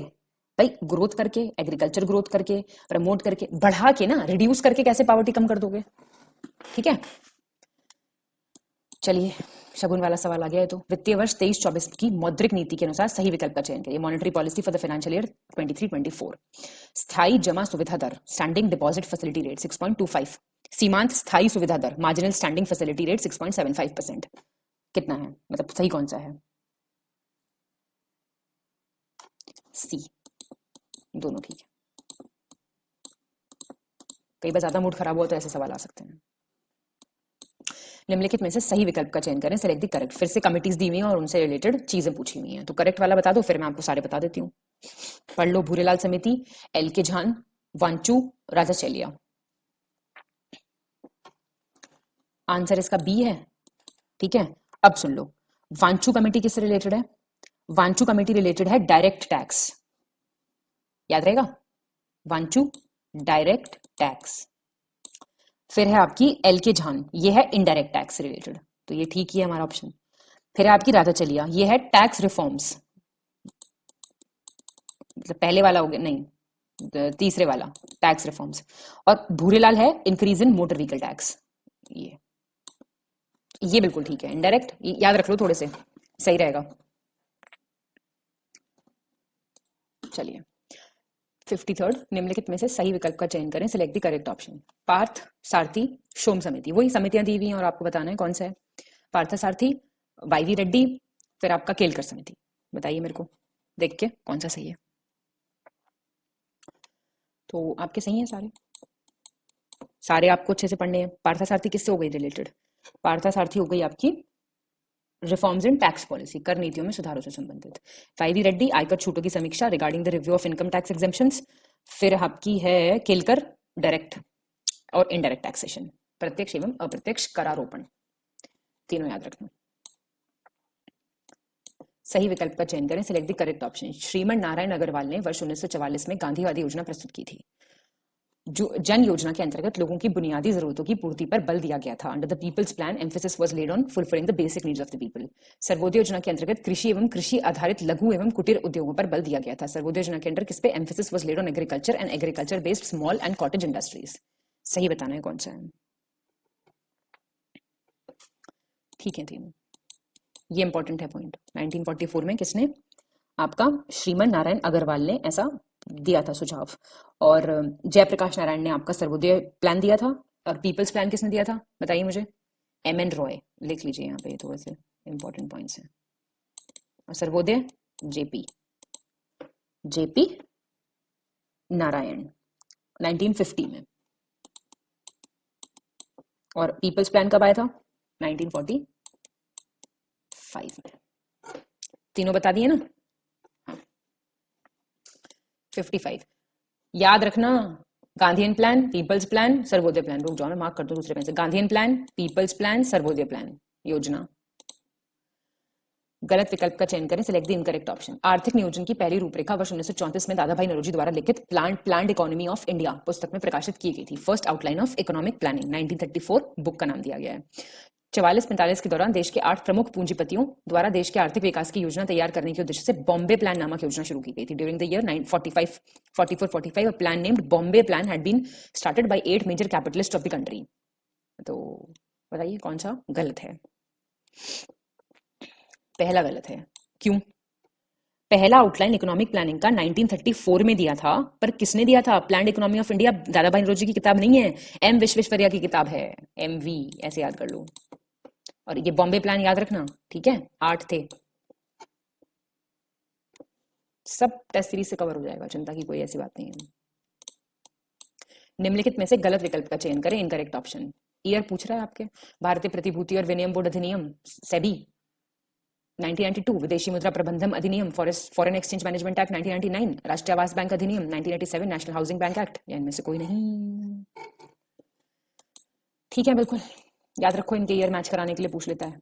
सेबी, फेमा, NHB 87, और सबसे पहले ये, फिर ये, फिर ये, ऐसे याद कर लो।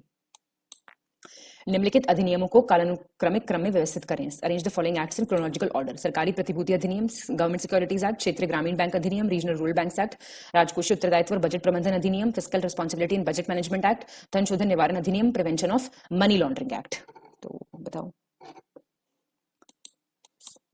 ईयर बता देती हूँ। आपका गवर्नमेंट सिक्योरिटीज वाला एक्ट कब आया? 2006 में। क्षेत्रीय ग्रामीण रीजनल रूरल बैंक वाला कब आया? 1976 में। और आपका ये फिस्कल रिस्पॉन्सिबिलिटी इन बजट मैनेजमेंट एक्ट ये कब आया? 2003 में। और ये मनी लॉन्ड्रिंग वाला 2002 में। अब इसके ईयर पता है, इसको क्रोनोलॉजिकली पूछ लेगा, यहाँ क्रोनोलॉजिकली पूछ लिया। ऐसे नेचर ऑफ क्वेश्चन अलग आ सकता है, पर बेस आपका स्ट्रांग होना चाहिए।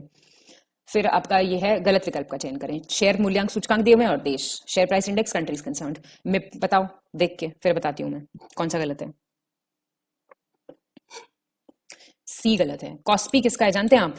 के फॉर कॉस्पी, कॉस्पी कोरिया का है। बाकी मिप्टेल इटली का, बोबेस्पा ब्राजील का, सिमिक्स सिंगापुर का, और बस और क्या। 59 निम्नलिखित में से कौन सा कर केंद्र सरकार द्वारा लगाया एवं संग्रहित नहीं किया जाता? Not levied and collected by central government. अतिरिक्त उत्पाद शुल्क, केंद्रीय उत्पाद शुल्क, सेवा कर, केंद्रीय बिक्री कर। बताओ, इसका आंसर है डी, सेंट्रल सेल्स टैक्स। देखो, जो टैक्स लिवाई करती है गवर्नमेंट और कलेक्ट भी करती है सेंट्रल गवर्नमेंट, मतलब केंद्र सरकार द्वारा लगाया और संग्रहित किए जाने वाले, वो कौन से हैं? एडिशनल एक्साइज है, सेंट्रल एक्साइज है और सर्विस टैक्स है। और जो नहीं करती टैक्स, जो स्टेट गवर्नमेंट करती है, वो आपका ये सेल्स टैक्स हो गया, एक परचेज टैक्स हो गया, पीटी ऐसे लिख लो, और आपका एंट्री टैक्स याद रहेगा, क्रय कर और प्रवेश कर। बाकी ये तीनों करती है। 60 निम्नलिखित में से सही विकल्प का चयन करें। Select the correct option. वह ब्रोकर जो आने वाले समय में शेयर के मूल्यों में गिरावट की सोच के कारण अपने शेयरों का विक्रय बड़ी मात्रा में करते हैं, उन्हें मंदड़िया कहते हैं। मतलब those brokers who either stop selling shares immediately or start buying them at present at a cheaper price because of the thought of rise in share prices, they are called bull. bull and bear होते हैं ना, share market से related terms हैं ये। वे broker जो आने वाले समय में शेयर की कीमतों में गिरावट के विचार से बड़ी मात्रा में अपना शेयर बेचते हैं, दे आर कॉल्ड बेयर। ठीक है, तो ये वाली चीज आपको थोड़ा सा ध्यान रखनी है। ये आपका, हाँ एक मिनट, ये आपका तेजड़िया होगा, यहाँ पे मंदड़िया ये होगा या तेजड़िया होगा। एक मिनट, ये आप गलत लिखा हुआ है। ठीक है, चलो। और जो वो ब्रोकर जो आने वाले समय में शेयर की कीमतों में गिरावट के विचार से बड़ी मात्रा में अपने शेयर बेचते हैं, वो मंदड़िया कहलाते हैं। Those brokers who sell their shares in large quantities due to the thought of a fall in the share prices in the coming times are called bear. तो बताओ जरा क्या हो जाएगा आंसर? सही है दोनों। और ये याद कर लो भाई टर्म, बुल एंड बेयर। और ये ना याद करके ना इंग्लिश वाली करो, इंग्लिश वाली ही आएगी अगर लिखी आएगी तो। ठीक है जी, तो एक ये वाली चीज ध्यान रखना। बाकी चलो 61 उत्तर प्रदेश बजट 23-24 के अनुसार वर्तमान मूल्यों पर उत्तर प्रदेश राज्य की प्रति व्यक्ति आय कितनी है? How much is the per capita income of the state of UP at current prices as per UP budget 23-24। तो बताना पड़ेगा भाई, तो थोड़ा सा याद रखना पड़ेगा, कर नहीं सकते इसमें कुछ। याद कर लो 66351 66351 66351 पर कैपिटा इनकम यूपी बजट से रिलेटेड ही आएगा ऐसा सवाल। यूनियन बजट का तो मेन टोटल तो आप याद करते ही हो कितना किसका रहता है। 62 निम्नलिखित में से सही विकल्प का चयन करें। Select the correct option. प्रति 1000 पुरुषों पर महिलाओं की संख्या को लिंग अनुपात के रूप में व्यक्त किया जाता है। द नंबर ऑफ फीमेल्स पर 1000 मेल्स, सेक्स रेशियो। फिर है आपका किसी विशेष क्षेत्र के प्रति वर्ग किलोमीटर में रहने वाले व्यक्तियों की संख्या को जनसंख्या घनत्व के रूप में व्यक्त किया जाता है। The number of persons living per square kilometre in a particular area, population density. 10 वर्षों की अवधि के दौरान जनसंख्या में हुई प्रतिशत वृद्धि को दशकीय जनसंख्या वृद्धि दर के रूप में जाना जाता है। The percentage increase in population during a period of 10 years is called decadal population growth rate. बताइए सही कौन सा है?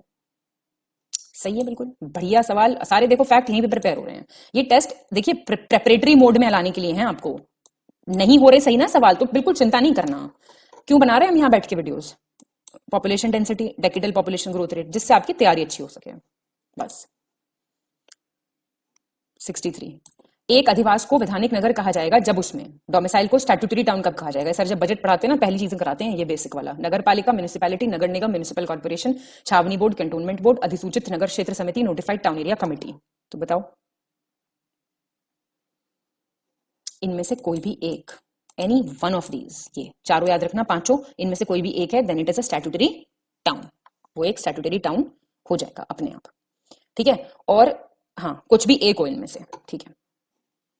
64 निम्नलिखित में से सही विकल्प का चयन करें, सिलेक्ट द करेक्ट ऑप्शन। किसी भी अधिवास के जनगणना नगर होने की प्रमुख शर्तों के संबंध में, मतलब सेंसस टाउन कैसे होएगा कोई डोमिसाइल। न्यूनतम जनसंख्या 5000, मिनिमम पॉपुलेशन 5000, पुरुषों की मुख्य कार्यकारी जनसंख्या का कम से कम 50% गैर कृषि कार्यों में संलग्न होना चाहिए। At least 50% of the male core working population should be engaged in non agricultural pursuits. उच्च क्षेत्र का जनसंख्या घनत्व कम से कम 400 व्यक्ति प्रति वर्ग किलोमीटर होना चाहिए। The population density of that area should be at least 400 persons पर स्क्वायर किलोमीटर। बताओ जी, ये आपका पहला और तीसरा है, ठीक है। सेंसस टाउन के लिए 5000 वाली बात याद रखना, और 75% होनी चाहिए मेल पॉपुलेशन जो है वो एग्रीकल्चर के अलावा कहीं पे एंगेज्ड, तब उसको आप सेंसस टाउन कह सकते हो। और ये याद रखो, ये तो सबसे इंपॉर्टेंट क्राइटेरिया है इसका, 5000 वाला और ये 75% वाला और 400। 5000, 75%, 400 ऐसे याद करो सेंसस टाउन। वैश्विक बहुआयामी गरीबी सूचकांक 2022, global multi dimensional poverty index 2022, incorrect बताना है आपको। लगभग 2 अरब लोग बहुआयामी गरीबी के दायरे में आते हैं। 2 billion people fall under the ambit of multi dimensional poverty. 593 million लगभग 18 वर्ष से कम आयु के हैं, ठीक है। उप सहारा अफ्रीका के गरीब लोगों की संख्या के संदर्भ में पहला स्थान है। सब सहारन अफ्रीका रैंक्स फर्स्ट। पश्चिम एशिया का गरीब लोगों की संख्या में संदर्भ में दूसरा स्थान है। West Asia has the second place. तो इनकरेक्ट बताना है आपको कौन सा है। डी गलत है। देखिए 2 बिलियन पीपल हैं, एक तो ये वाला थोड़ा सा फिगर याद रखिएगा, और 593 आपके सब सहारा जो है ना, 579 लोग हैं जो पहले पे आते हैं, और साउथ एशिया, वेस्ट एशिया से साउथ एशिया 385 मिलियन ये सेकंड पे आते हैं। तो ये वेस्ट एशिया नहीं है, ये साउथ एशिया है। और इस रिपोर्ट के अनुसार सब सहारन और साउथ एशिया जो को मिलाएं अगर, तो 83% लोग हैं जो इन 2 रीजन्स में ही रिजाइड कर रहे हैं। तो यहां गरीबी ज्यादा है ना। सॉरी 66। फिर से वैश्विक बहुआयामी गरीबी सूचकांक 2022 के संबंध में गलत विकल्प का चयन करें, select the incorrect option in relation to global multi dimensional poverty index 2022। विश्व में सबसे अधिक गरीब लोगों के संदर्भ में पहला स्थान भारत का है, मतलब first place in maximum number of poor people. विश्व में सबसे अधिक गरीब लोगों के संदर्भ में दूसरा स्थान नाइजीरिया का है, सेकंड प्लेस नाइजीरिया। भारत के संदर्भ में गरीबी दर घटकर वर्ष 1921 से 16.4% हो गई है। In the context of India poverty rate has come down to 16.4%, या फिर इनमें से कोई नहीं। गलत पूछ रहा है, आंसर क्या है, डी। ठीक दिए मैं सारे। इंडिया सोचो पहले प्लेस पे है ना, कितना कमाल की बात है ये। 22.8 करोड़ गरीब लोग हैं हमारे देश में, 22.8 करोड़। दूसरा स्थान है आपका नाइजीरिया का, यहाँ पे 9 से 10 करोड़ हैं करीब, और पावर्टी जो है यहाँ पे 16.4 हो गई है, पहले कितनी थी 55.1, मतलब इतना रिडक्शन पहले कम हो गई इतनी। 67 निम्नलिखित में से सही विकल्प का चयन करें, सिलेक्ट द करेक्ट ऑप्शन। ये फिर से कमिटीज दी हुई और उनसे रिलेटेड आपको बताना है कौन से। आरवी गुप्ता, ए घोष, दामोदरन और डी सुब्बाराव। सही बताओ कौन सा है। तो ये सही है बिल्कुल। मौद्रिक नीति पर तकनीकी सलाह देने के संबंध में ये ठीक हो गई, मॉनेटरी पॉलिसी से रिलेटेड। अब सारे देख लो। आपका ए घोष किससे रिलेटेड है, आरवी गुप्ता देखो पहले तो, ये है एग्रीकल्चर क्रेडिट से रिलेटेड, कृषि ऋण से। कौन सी, आरवी गुप्ता, ठीक है।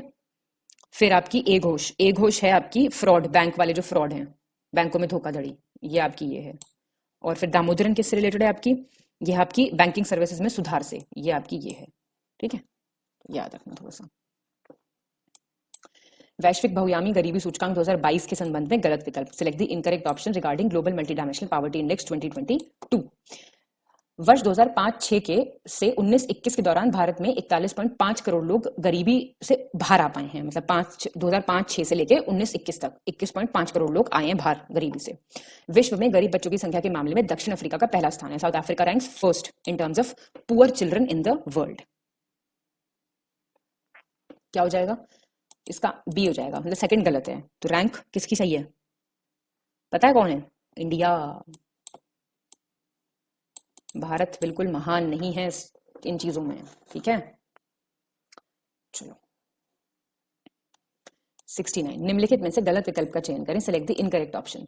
हाल ही में जारी भारतीय राज्यों पर सांख्यिकी पुस्तिका 2021-22 से संबंधित statistical handbook on Indian states 21-22। Grid interactive नवीकरणीय ऊर्जा की कुल स्थापित क्षमता की दृष्टि से कर्नाटक का पहला स्थान है। कर्नाटक का highest total installed capacity of grid interactive renewable power. Grid interactive नवीकरणीय ऊर्जा की कुल स्थापित क्षमता की दृष्टि से तमिलनाडु सेकंड है, गुजरात थर्ड है और यूपी फोर्थ है ग्रिड इंटरैक्टिव रिन्यूएबल पावर की दृष्टि से। बताइए।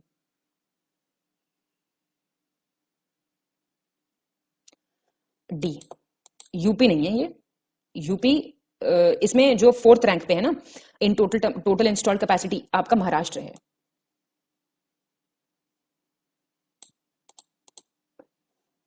बाकी ठीक है। कर्नाटका आपका पहला हो गया, और ये रिलीज किसने की आप जानते ही होंगे, स्टैटिस्टिकल हैंडबुक आरबीआई ने।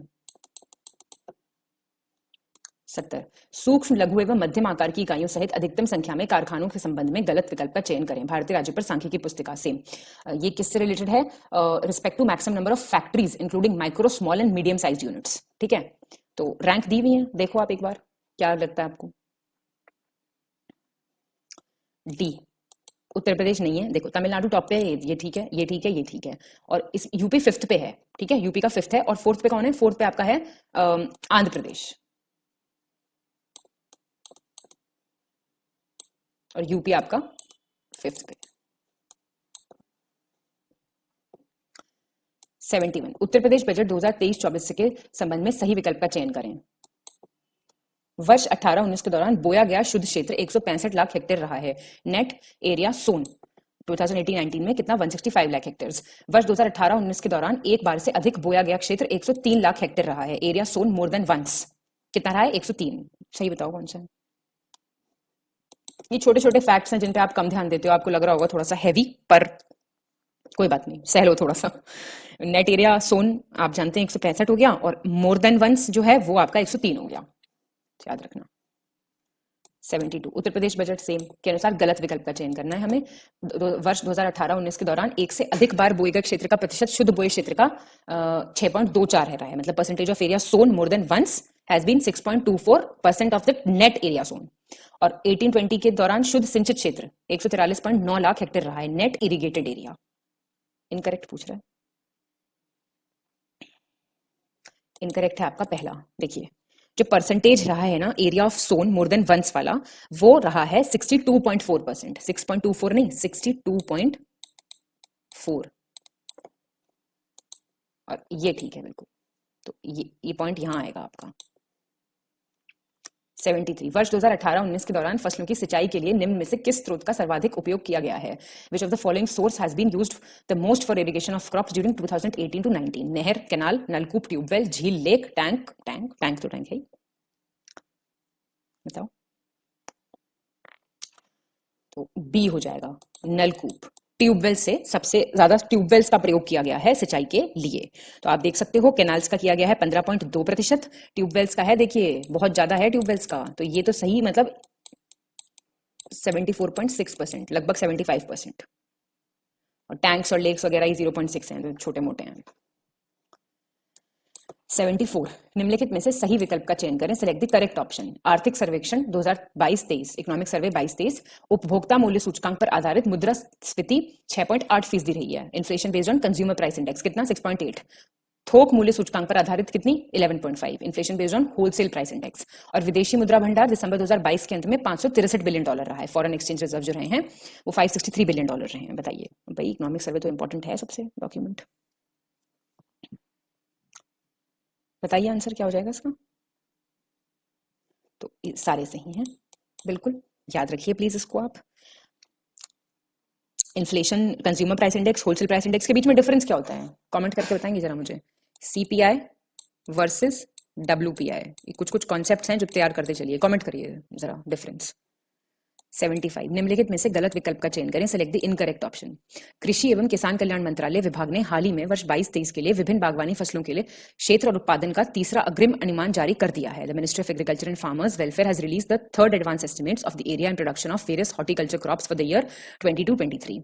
तीसरे अग्रिम अनुमान के अनुसार 28.08 मिलियन हेक्टेयर क्षेत्र में उत्पादन 342.33 मिलियन टन होने का अनुमान है, जो कि एक रिकॉर्ड है।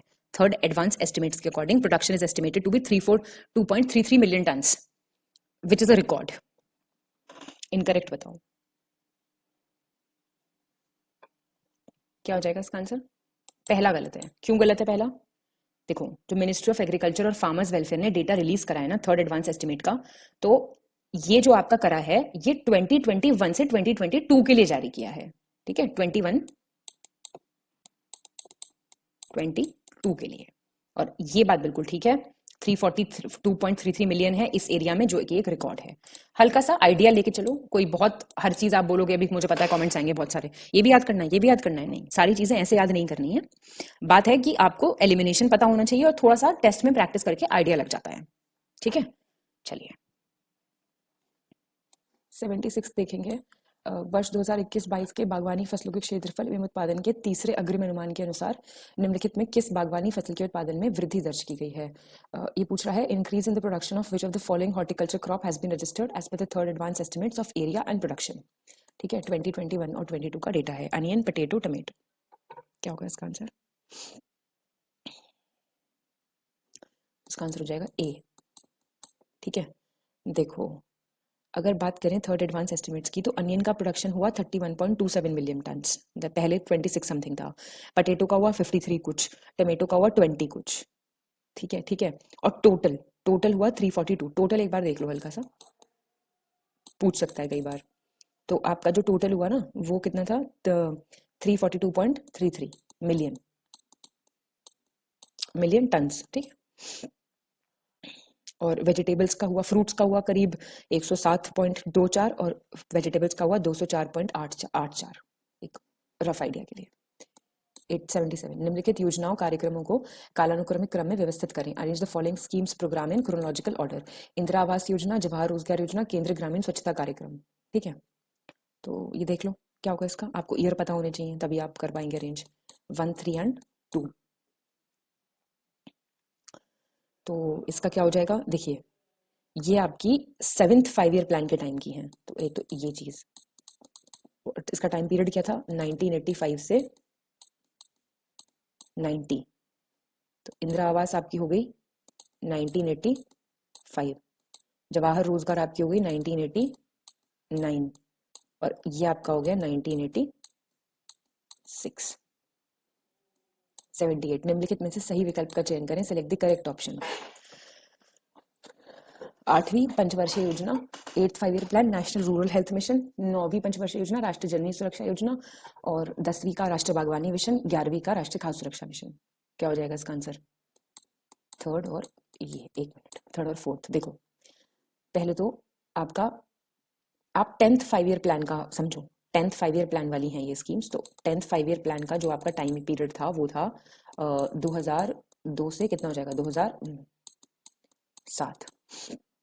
तो ये उसी टाइम की हैं। आप देख सकते हो कैसे।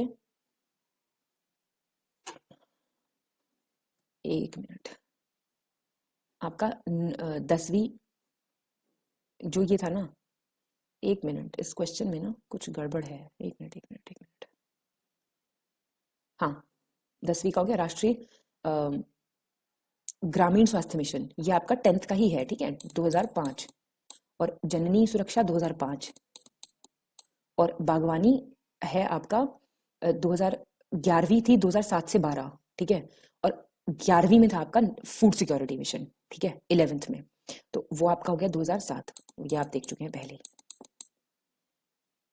ठीक है, ये 79 निम्नलिखित में से गलत विकल्प का चयन करें। Select the incorrect option. केंद्रीय बजट 23-24, यूनियन बजट 23-24, ये आपका करीब 9 साल में प्रति व्यक्ति आय दुगनी होकर 8.9 लाख रुपए हो गई है। पर capital income is double two rupees 1.79 lakh. भारतीय अर्थव्यवस्था वर्तमान में 5वीं सबसे बड़ी अर्थव्यवस्था के रूप में उभरी है। Indian economy has currently emerged as the 5th largest economy. कर्मचारी भविष्य निधि संगठन में सदस्यों की संख्या दोगुनी से अधिक होकर 27 करोड़ हो गई है। किसमें? एम्प्लॉय प्रोविडेंट फंड ऑर्गेनाइजेशन में। तो क्या हो जाएगा इसका आंसर? इसका आंसर हो जाएगा आपका ए। सिर्फ पहला इनकरेक्ट है। क्यों है पहला इनकरेक्ट? क्योंकि पर कैपिटा इनकम 1.97 लाख हुई है करीब आपकी। इनकरेक्ट पूछा है ना? हाँ, तो ये per capita income has doubled to 1.97, ना कि 1.79। तो 1.97 है इसका सही। ये ठीक है दोनों। 80 निम्नलिखित में से गलत विकल्प का चयन करें, select the incorrect option. Budget 23-24 वर्ष 2022 में यूपीआई के माध्यम से 126 लाख करोड़ रुपए के 7400 करोड़ डिजिटल भुगतान किए गए हैं। ठीक है, डिजिटल पेमेंट्स के ऊपर है ये क्वेश्चन, ये वाला स्टेटमेंट। स्वच्छ भारत मिशन के अंतर्गत 10.7 करोड़ घरों में शौचालय बनाए गए हैं। स्वच्छ भारत मिशन में टॉयलेट्स बनाए 10.7 करोड़ हाउसेस में। उज्ज्वला योजना के अंतर्गत 9.6 करोड़ एलपीजी कनेक्शन दिए गए हैं। उज्ज्वला स्कीम में 9.6 करोड़ एलपीजी कनेक्शन। तो क्या हो जाएगा इसका आंसर? बी गलत है। रीजन, स्वच्छ भारत मिशन में टॉयलेट्स 11.7 करोड़ घरों में बनाए गए हैं। तो ये कुछ फिगर्स हैं इंपॉर्टेंट जो आपको याद रखने ही रखने हैं। 81 केंद्रीय बजट 2023-24 के अनुसार प्रधानमंत्री जनधन योजना के अंतर्गत कितने करोड़ प्रधानमंत्री जनधन खाते बैंक खाते खोले गए? How many crore Pradhan Mantri Jan Dhan bank accounts have been open under Pradhan Mantri Jan Dhan योजना? बजट के हिसाब से पूछ रहा है कितने खोले गए। ये तो आपको ऐसी फिगर पता होना चाहिए। तो सी है इसका 47.8 करोड़, याद रखना है आपको। 82 उच्च गुणवत्ता वाली बागवानी फसलों के लिए रोगमुक्त एवं गुणवत्ता युक्त रोपण सामग्री की उपलब्धता बढ़ाने के उद्देश्य से हाल ही में 2200 करोड़ रुपए के प्रारंभिक पर्याय से कौन सा कार्यक्रम प्रारंभ किया गया है? बोल रहा है आउटले था 2200 करोड़ जिसका, उसके ऑब्जेक्टिव से कौन सा आपका प्रोग्राम स्टार्ट हुआ है for increasing the availability of disease free and quality planting material for high quality horticulture. आपका आत्मनिर्भर उत्तम प्लांट प्रोग्राम, आत्मनिर्भर सुविधाजनक पादप कार्यक्रम और आत्मनिर्भर भारत पादप कार्यक्रम और आत्मनिर्भर स्वच्छ पादप कार्यक्रम। बताइए। तो ये आपका ये है आत्मनिर्भर क्लीन प्लांट प्रोग्राम, याद रखेंगे इसे आप। ठीक है, इंपॉर्टेंट है ये। 83 निम्नलिखित में से सही विकल्प का चयन करें, select the correct option. Budget 23-24 प्रधानमंत्री सुरक्षा बीमा योजना और प्रधानमंत्री जीवन ज्योति योजना के अंतर्गत 45.6 करोड़ लोगों को बीमा कवरेज प्रदान किया गया है। इंश्योरेंस कवरेज कितना दिया है? 45.6 करोड़ का। प्रधानमंत्री सम्मान किसान निधि के अंतर्गत 11.4 करोड़ किसानों को 2.2 लाख करोड़ रुपए का नकद हस्तांतरण किया गया है।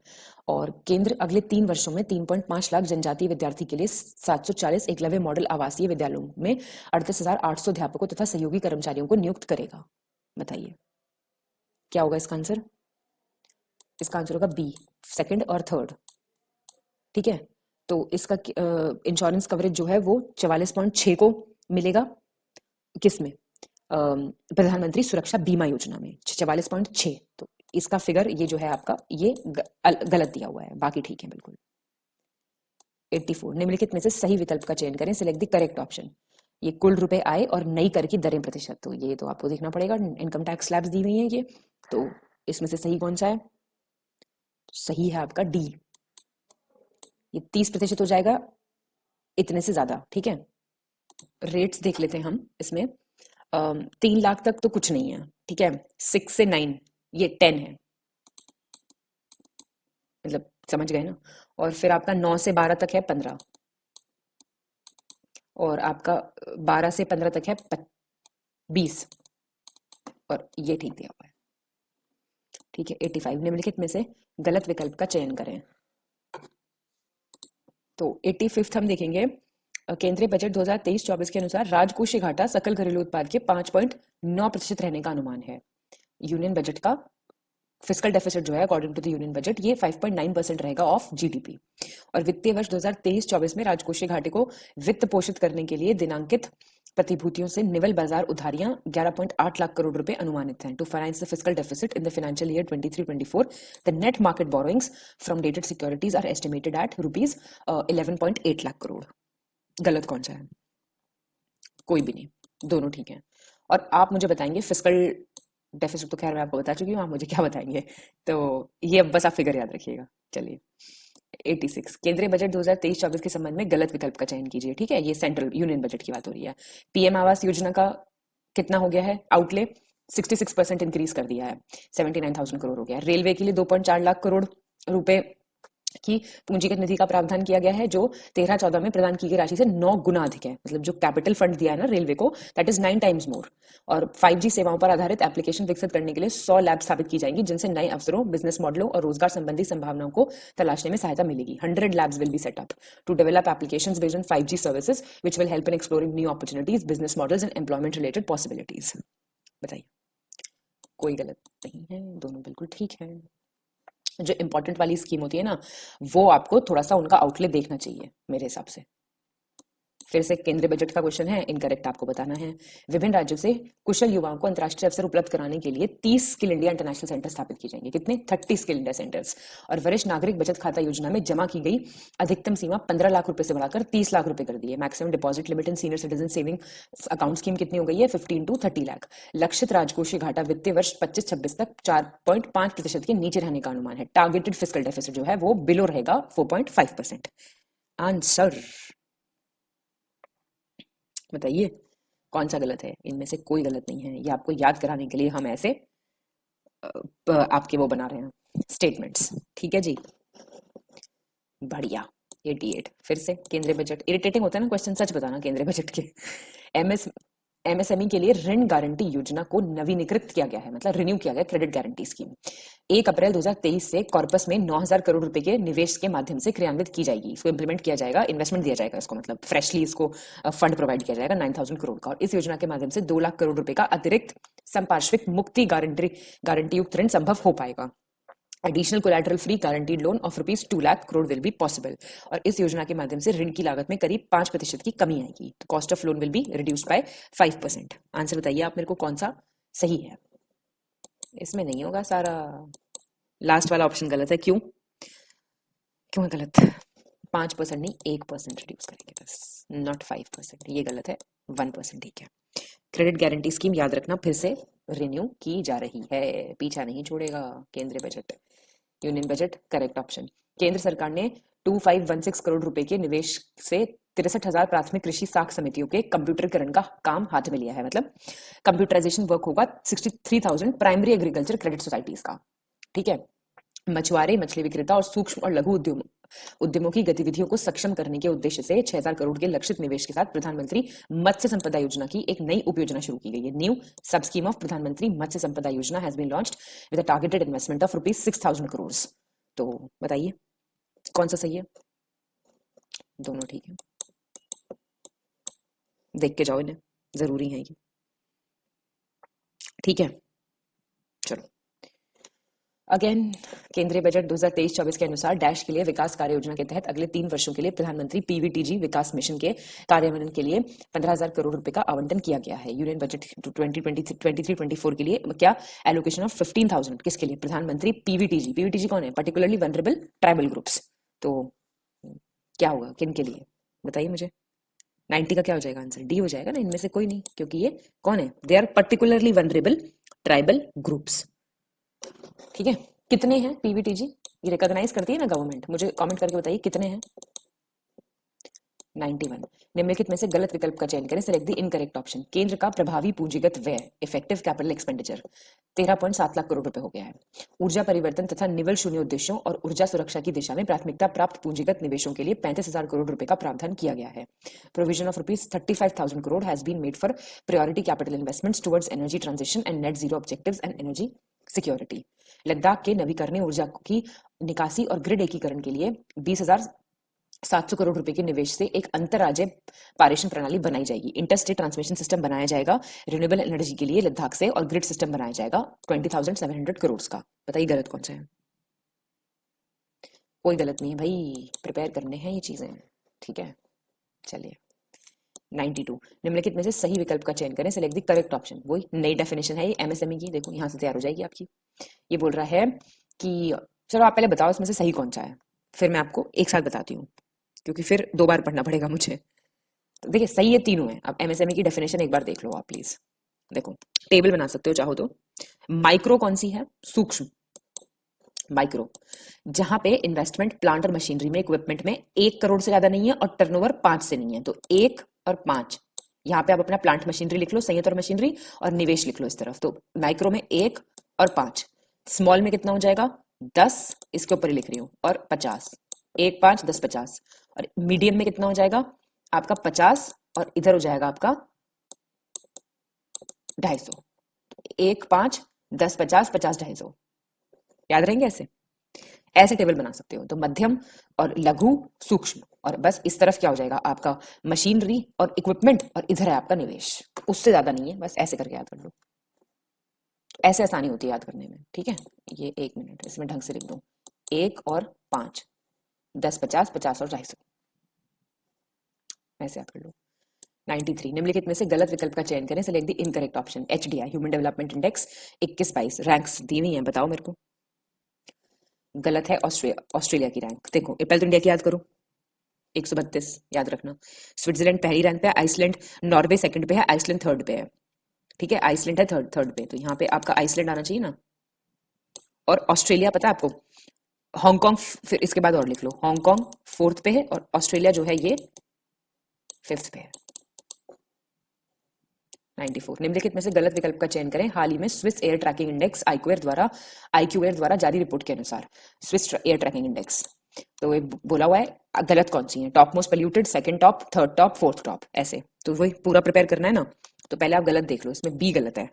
अब मैं आपको पूरा बताती हूँ, 10 सबसे ज्यादा पोल्यूटेड सिटीज दुनिया की, ठीक है। तो गलत, विश्व भर में दूसरा शीर्ष सबसे प्रदूषित शहर नई दिल्ली भारत है। अब सुनो, लाहौर सबसे ज्यादा है पोल्यूटेड, सेकंड पे है मुंबई, ठीक है, टॉप मोस्ट में लाहौर हो गया, सेकंड पे है मुंबई। कितनी हो गई, 2 हो गई।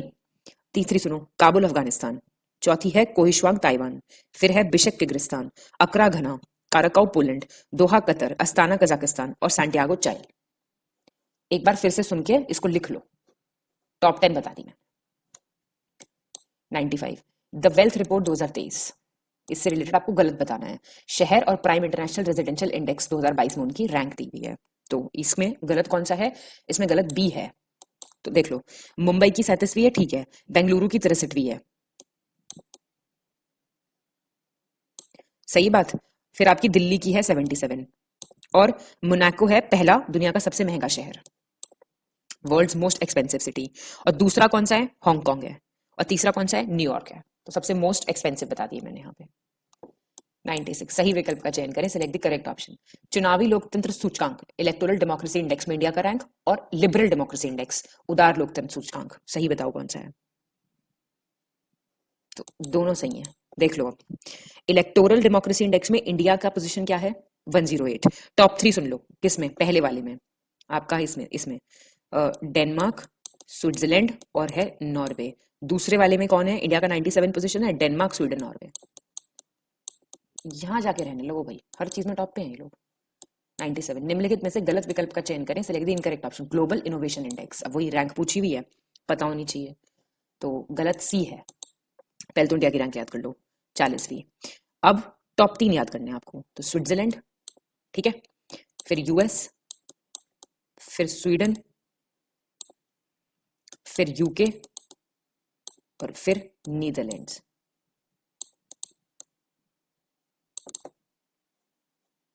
वैश्विक खुशहाली report, world happiness index 2022, same, गलत बताना है आपको, इसमें भी सी हो जाएगा आंसर। अब देखो 136वीं रैंक, एक तो इंडिया की बहुत इंपॉर्टेंट है रैंक, ये याद रखना भाई। अब आप मेरे से टॉप 3 सुन लो, फिनलैंड, डेनमार्क और आइसलैंड। FDI happiness. 99 अंतरराष्ट्रीय बौद्धिक संपदा सूचकांक, correct option international intellectual property index. सारे इसलिए बताए जा रहे हैं जिससे आपको आसान रहे पढ़ने में, तो इसका बी गलत है बस, सॉरी बी सही है। अब इंडिया का रैंक सुनो, 42 है, मोस्ट इंपॉर्टेंट याद रखना। पहला रैंक किसका है, यूएस का, सेकंड किसका है, यूके का, यूएस के बाद थर्ड किसका है, फ्रांस का। पहला ठीक है, बाकी गलत है, मतलब इंटरचेंज नहीं है। चलिए खुशी वाला क्वेश्चन आ चुका है। सतत विकास लक्ष्य रिपोर्ट 2022 के संबंध में गलत विकल्प, select the incorrect option in relation to sustainable development goals report 2022। गलत बता दो मुझे कौन सा है फटाफट से। बी गलत है, तो इंडिया की तो रटो पहले, 121। अब सुनो, फिनलैंड पहला है, डेनमार्क दूसरा है, स्वीडन और नॉर्वे। मैंने बताया ना, यहीं चलो, इनमें से कोई देश चुन लो और वहां रहो, ठीक है। चलो जी, यहाँ से हमारा एंड हो जाता है इस टेस्ट का। I hope you are like this test. Smile के साथ बहुत बहुत शुभकामनाएं आप सभी को। स्कोर अपना कमेंट करके बताइए। बढ़िया टेस्ट था, देखिए मुझे पता है, थोड़ी सी तारीफ आप भी कर दीजिए। चलिए, thank you so much, have a nice time.